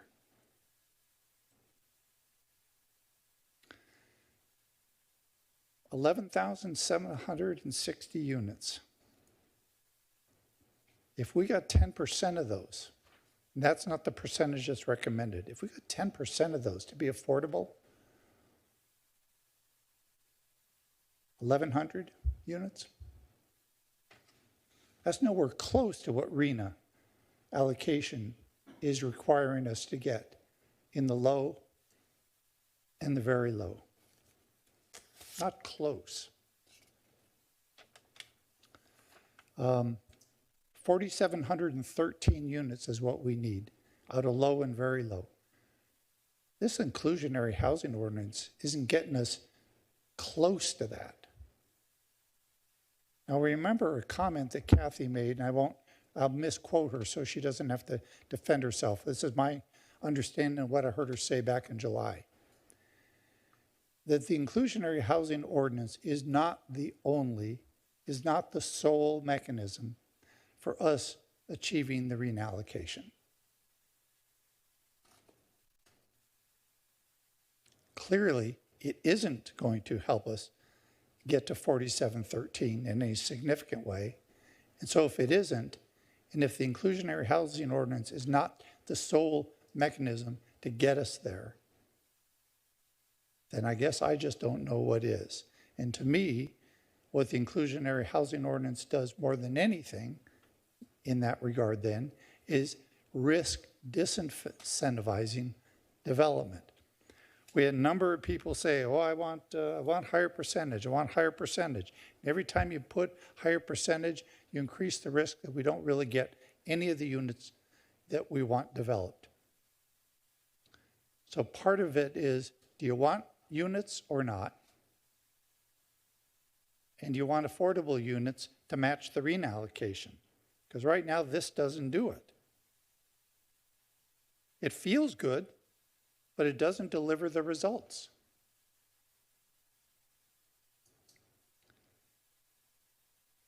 The major thing this incentivizes, if it does any, is rental. And I've spoken, and I'll speak again on this issue. It's been nice that one of the other commissioners has actually commented on a priority of his, that we increase the ownership to rental ratio in the city. Costa Mesa is upside down to every city in Orange County, and Orange County is an average. 60% rental. 60% rental. If we took every single one of those 11,760 units that we have to build in the RENA allocation and built them as ownership units, our ratio would then be 46% rental, 54% ownership. So we'd at least have more ownership than rental, and we'd be closer to the Orange County average, which is closer to 60%. We desperately need more ownership units in the city. The inclusionary housing ordinance is renter-centric, and that takes us in the wrong direction.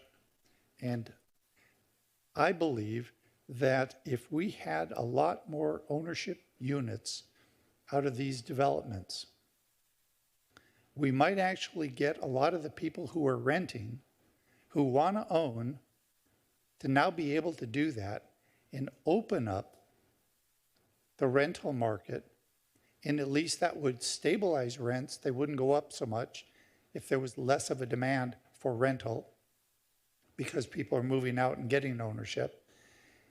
And ideally then, rents might actually, well, if they say stay steady, then they're effectively going down because the cost of living goes up.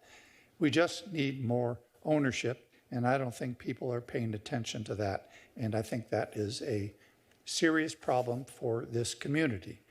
Costa Mesa is not an economy in isolation, and if we create the kind of environment here that doesn't exist anywhere else in Orange County, I think we may rue the day.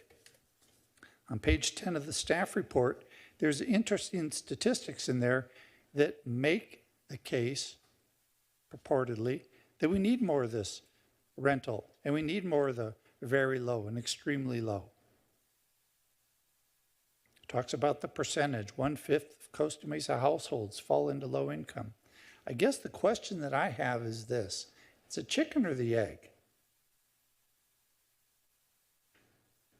The more we build of low income, the more low income people will have in Costa Mesa.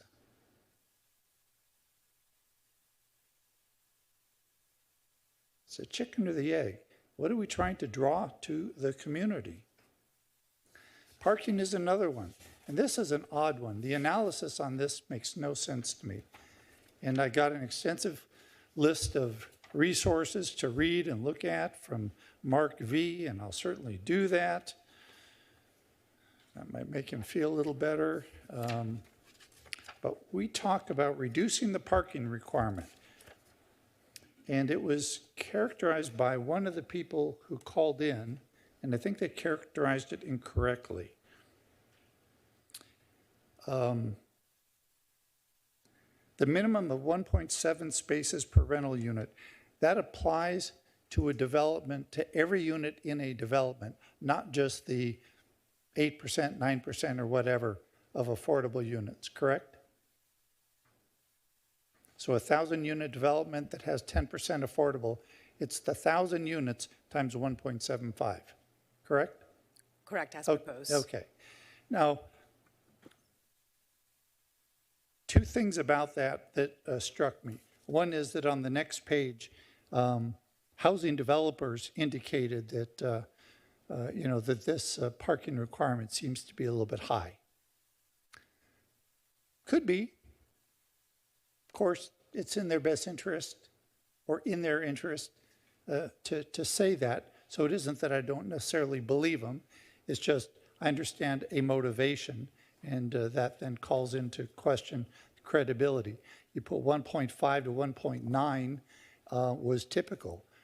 Well, if 1.9 is adequate, 1.75 is inadequate, which is why, and I'll follow up with you, Ms. Swin, about the apartment communities in Costa Mesa, which ones were surveyed. I want to follow that up.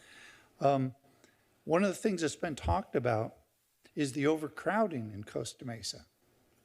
So you can't possibly think that 1.75 is enough if what we're going to end up having is more of this overcrowding in these rental units that we build. Because as one of the commenters pointed out, there's still going to be the vast majority of these are market rate, not affordable units. And so how are people who really wanted affordable units, that can't get them, going to afford to live in Costa Mesa? They're going to do what they're doing now. Multiple people renting multiple rooms, and we're going to have the same kind of overcrowding. And it isn't the overcrowding that I'm focused on, it's the fact that all these people are going to have cars. I accept that maybe some people don't have cars or don't have two cars. I don't want to quite go down that road. I think it's almost a bit of a maybe a mischaracterization of people in that income category to suggest that. If they have a job and need to get to it, they might have a car. It just might not be the latest model that you drive. So the 1.75, I'm concerned about that. We can't turn back that clock once it's rung. What we'll have is parking that flows out into the neighborhood. The whole residential parking permit program in the city, why is that? Why do we even need that? Underpark development. Why did the city build all this parking in the middle of the street on Randolph? Underpark development. Where are all these people coming from? Why are they parking there as opposed to at the businesses that they either work at or frequent as a customer? Not enough parking. That's not just empirical, that's factual. I have no doubt this is going to be approved. The percentages is probably going to be the thing that dictates whether this is actually going to be successful or not, success being defined as units being built, because there's no way this plan and these percentages, even if you jack them up to 15%, get us the RENA numbers. And unless you can tell me what the plan is that gets those numbers, then I think we're kind of winking a little bit. Keeping our job, doing the best we can, not scoring points, because the goal line is the RENA allocation. If we don't get there, then we're just trying hard.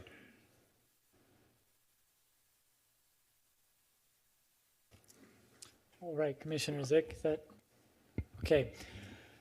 Commissioner Andrade, you're up. This question may be for Kathleen or staff. Is there an opportunity to reduce the unit threshold for affordability?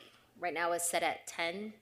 And for example, we recently saw a great work-live projects in, I think it was on Superior Avenue for multiple homes there.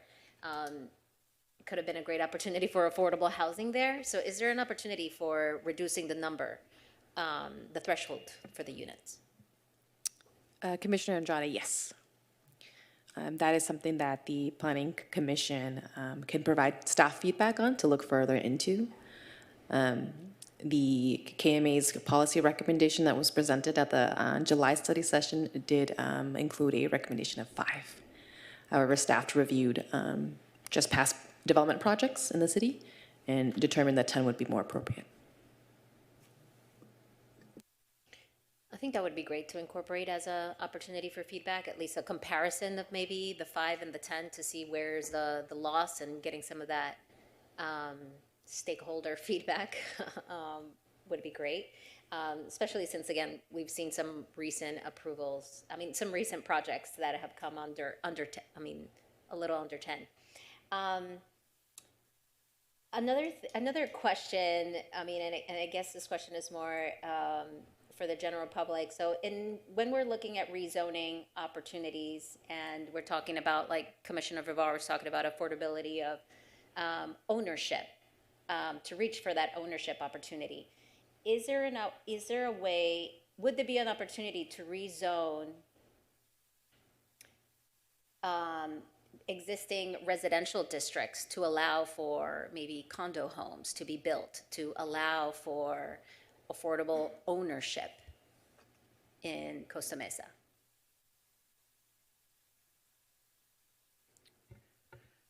So I think, let me think about that a little bit. There's been a lot of discussion about concerns about displacement of existing residents due to rezoning efforts in already residentially used areas. So that's one consideration. I think the other one would be that based on the measure that was passed last November allowing for the City Council to approve rezoning, it's limited to areas that are essentially don't have existing residential uses on them. So just from a procedural perspective, I'm not sure how we would do that, but I'd have to look into it a little bit more. Those are some of the considerations just initially. Like, for example, I can't remember what was the streets that we looked at, but we had a land developer come in and we approved this project where he was putting his 2 lots together and building 2 like 5-bedroom homes right next to each other.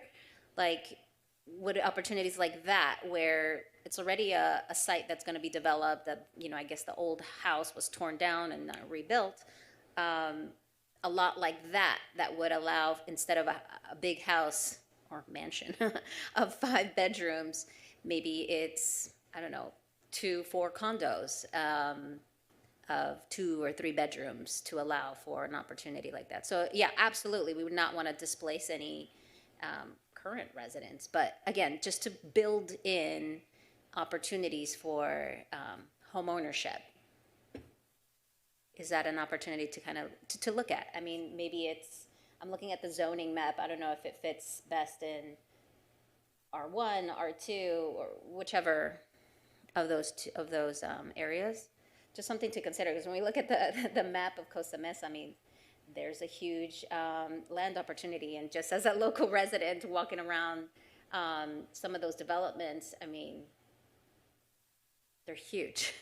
And so it seems like it could allow for great condo ownership opportunity and bring, like Commissioner Zick is talking about, build opportunities for moderate income residents to actually be able to afford and stay here in Costa Mesa. Yeah, that would be great to look at. And then yes, I thank you so much to everyone, staff and KMA, for all your investment and research on all of this, because we absolutely do need affordable housing in our community. I think at every city council meeting, we hear over and over from so many local residents that are struggling to find apartments in areas where are considered low income or low opportunity, I should say. Apartments are 2-bedroom and 3-bedroom apartments are going up for like $3,000. I'm talking about in the Shalimar area, which normally is considered to be much more affordable. So absolutely instituting this so that we can build more affordability would be great. One last thing is I understand KMN's concern of the affordability percentage that's been carved out, but I think it would be great to maybe have, again, a comparison, or I don't know if that's already been detailed in here, but when this goes to City Council, to what would it look like to increase that percentage requirement for opportunities? Because again, we've heard it from many constituents that, again, it's hard to afford housing here. So it'd be a great opportunity. Don't want to miss out the opportunity if there's a way to still make it work that meets the developers' expectations for profitability, but then also meets the expectations of local existing Costa Mesa residents that are currently low income. And I absolutely agree. Creating some sort of way to make sure that individuals that apply for these units or get granted these opportunities are actually local Costa Mesa residents. And then unfortunately, yes, a lot of existing Costa Mesa residents are very low income already. So I don't think we're necessarily, like you were saying, the chicken before the egg, they already live here. They already are trying to make ends meet here. So creating these opportunities would be a great benefit. Thank you. Okay, thank you, Commissioner Andrade. I will wrap things up here. So thank you to everybody that spoke. All that is very helpful. There's a lot of good ideas out there. Thank you to staff and the consultant. This is super tricky stuff, and I really appreciate the staff report and the packet that we got being so thin compared to the last few, and it was really easy to get through. And the ordinance is really clear, and a lot of this makes sense. I think we've gone in the right direction in a lot of ways from the last draft that we saw. And ultimately, I think we're dealing with stuff that nobody really has a full grasp on.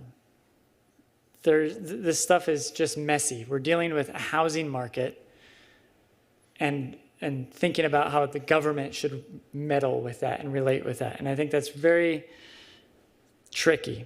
There's questions that are just unresolvable. Priority to whom? I think Zick had a good point about those who work here. My question would be, what happens when they get a new job? Priority to people who live here. How long? How do you figure that out? Well, if the whole point is for Costa Mesa residents, all the staff reports we've seen said, hey, we've got an affordability problem here in Costa Mesa, and this is presented as a solution to that. Well, there's a huge disconnect there. What happens when you get a raise? Well, I can't afford market rate, but I got to get out of my unit, or my landlord just takes my raise until I get up to market rate. It doesn't seem like there's a good solution to that problem. Ownership, a lot of people spoke about we need more ownership opportunities, and that's the official position of the city. But the gap's just too big. The gap's just so big that that's kind of a would-be nice, but I don't know what to do about that. The loss of value in lieu fees, say we collect a lot of in lieu fees, they're not going to be used for, a long time, and it's not going to have the same purchase power. And I absolutely agree with Commissioner Zick. In our wildest dreams, say we build a full build out of our arena, say we have enough construction workers in the country to descend on Costa Mesa and build all these, we're still not putting a dent in it. So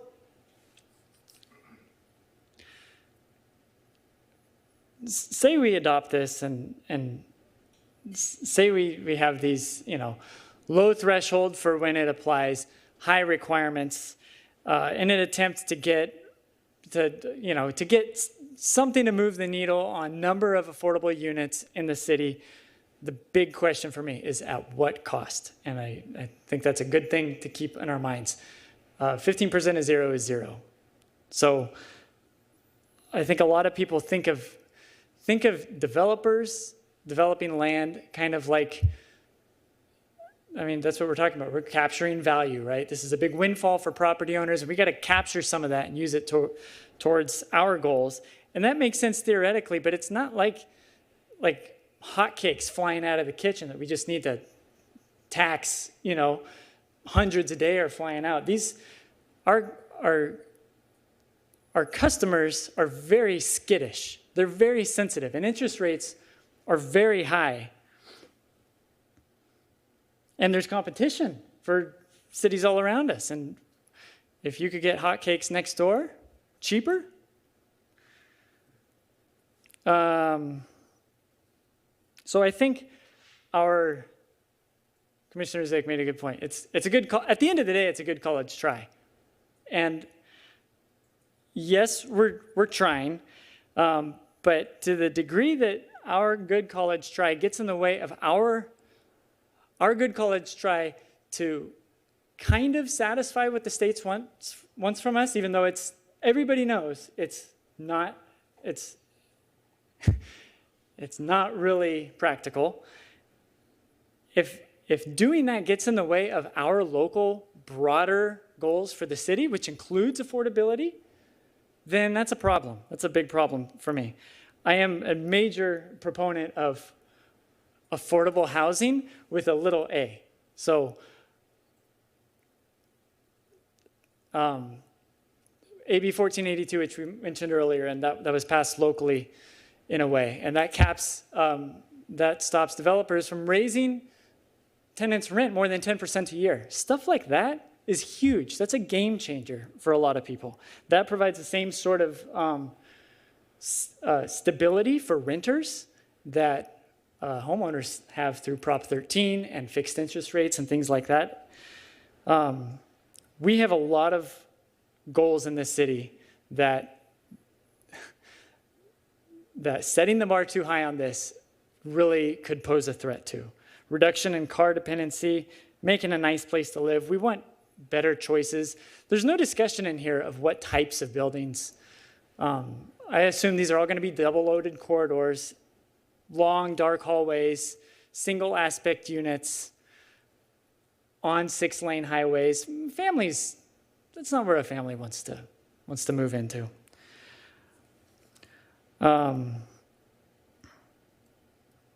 So we don't want to affect the landowner's decision to sell. We don't want to affect the builder's decision to build, and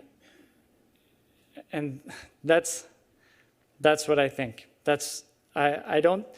I think a lot of people get excited about this because this is called it's an inclusionary housing ordinance. It's all about housing affordability. But this is just one tool, and in my humble opinion, it's not a very good one. There's lots of things we can be doing to advance the goal of affordability and a whole lot of other goals in the city without taxing and potentially driving away people that want to develop in the city. And remember, at the end of the day, density bonus still exists. 5% very low income, you get a 20% bonus. There you go. We get our below market rate units. What is it for low income? We have those already, and those are just being strengthened by Sacramento. They're not being weakened. There's new laws coming on to strengthen that. So I'll close with just a few of my thoughts. I think we should raise the threshold of when this should apply. Somebody said 25. Earlier, some people were thinking 40 to align with Measure Y. I think we should consider raising this. A 12-plex would be, 2 6-plexes, kind of like they're doing in Portland with their residential infill projects. 2 6-plexes, neighborhood scale type 3-story buildings.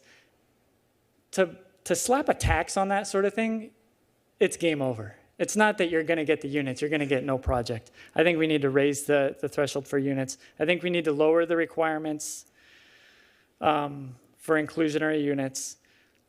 The ownership requirement, let me pause here real quick. I think the ownership requirement is problematic.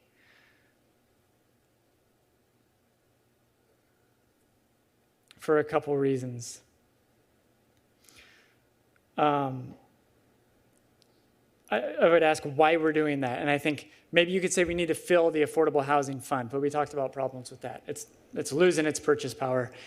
And it's a big mystery box. We don't know what we're going to do with it yet, right? That's all to be determined. So I don't think that's a good logic to say, okay, we need to tax for sale developers. Maybe the answer could be we want to level the playing field between for rent developers and for sale developers, but that goes against our policy on the books to encourage homeownership.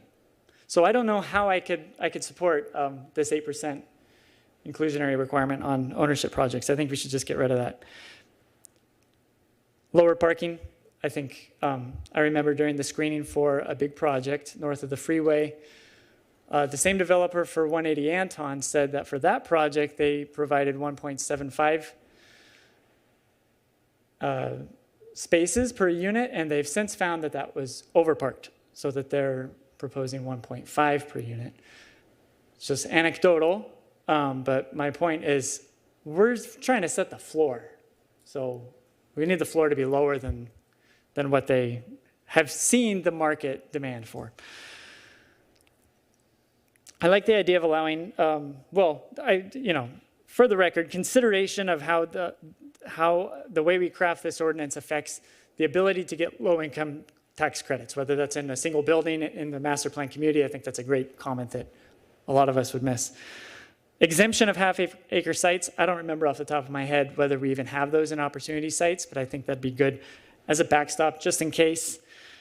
Because again, you're killing small projects disproportionately. And I like the idea of listing stakeholders. We don't have to name names in the public information that comes out through staff reports and things like that. But townhome developer, for sale housing developer, wrap and podium,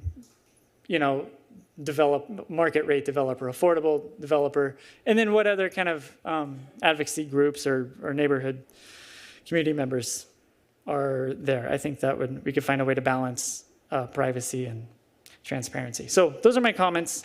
And does anybody else have anything to close with? Commissioner Zick? Yeah, just one comment on the in lieu fee. I mentioned this back in July, and I forgot to mention it in my comments.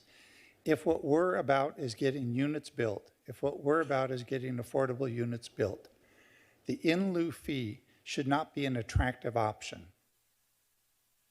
We want units, we want housing, we don't want money. That fee should be so high that that's the last resort a developer goes to.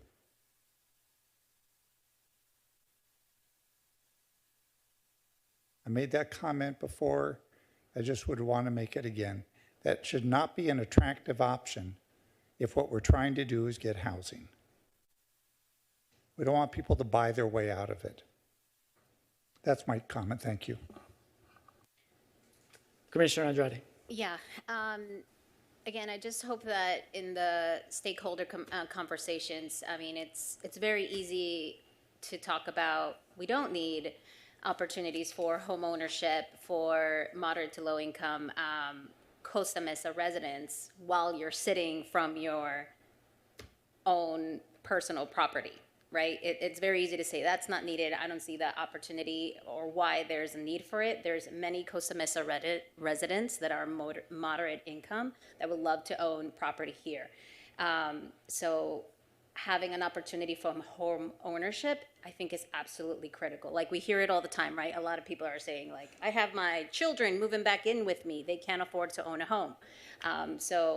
This is not the first time that we hear that home ownership opportunities is needed for our community, for a lot of this people that are growing up here. Will they ever move away, like we're saying, move away from becoming a renter or breaking that cycle in their family legacy of getting away from being a renter forever? So we absolutely need an opportunity for home ownership here. So considering rezoning areas that allow for that, maybe townhome opportunities again, like I said earlier. And finally, that rental policy of 10% on an annual increase is not a safety net at all. I personally live in a complex where for the past 2 years since COVID, my rent has been raised every year, right at that 10% threshold. And I don't know if I'm going to be able to afford it if they continue to do that for the next 2 or 3 years, to be quite honest. I've seen so many people move out of my complex because they can no longer afford it. And where are they going? They're not going to Orange or another area in Costa Mesa. They're going to Arizona or they're going to Texas. So that 10% threshold rent increase is not a protection at all for a lot of the rental community in Costa Mesa. So I just wanted to add that for some perspective. And so I really hope that in these conversations, we bring more perspective from renters, from people that are trying to get themselves on the path of home ownership, and not just from property owners and developers. Okay, thank you. Does staff have any need for clarification on any of that? I don't think so. I think we have what we need. We'll plan to come back to you in December if that's what your motion says. Right. Well, Commissioner Vivar, do you have final thought? Yeah, no, just I wanted to thank staff again for all the time tonight and for those who came out. Appreciate all of your comments, those who wrote in and took your time. And just wanted to say as well that I'm in agreement with Commissioner Zick on the in lieu fees, and I don't think that if we go down the route of, hey, well, you can pay an in lieu fee and you're out of it, and as Vice Chairman Toller said, that money then loses value over time, and then what do we do with that? So, and agree was also with the sentiments expressed by Commissioner Andrade. So definitely, this is not going to be perfect, and I think that it's going to be messy, and people are going to be dissatisfied. But I think with any good exercise, there has to be some compromise and some give and take. And so I am confident that we're going to be able to do that, and hopefully we can bring our city to a place where more residents can stay, whether it's people who can't afford to rent in the city and would like to stay a little longer, and those who grew up in the city like myself and would like to own here and would like to stay here and raise their families here. So that's it. Thank you, Commissioner Vivar. On that note, I move that the Planning Commission continue the item to the December 11th Planning Commission meeting for staff to return with a final draft ordinance for recommendation to City Council. Second. All right, can we get a vote?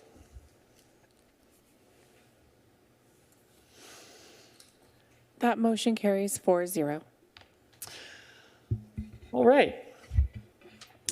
That brings us to the next item, no old business or new business. We'll move on to departmental reports. Mr. Yang, good evening.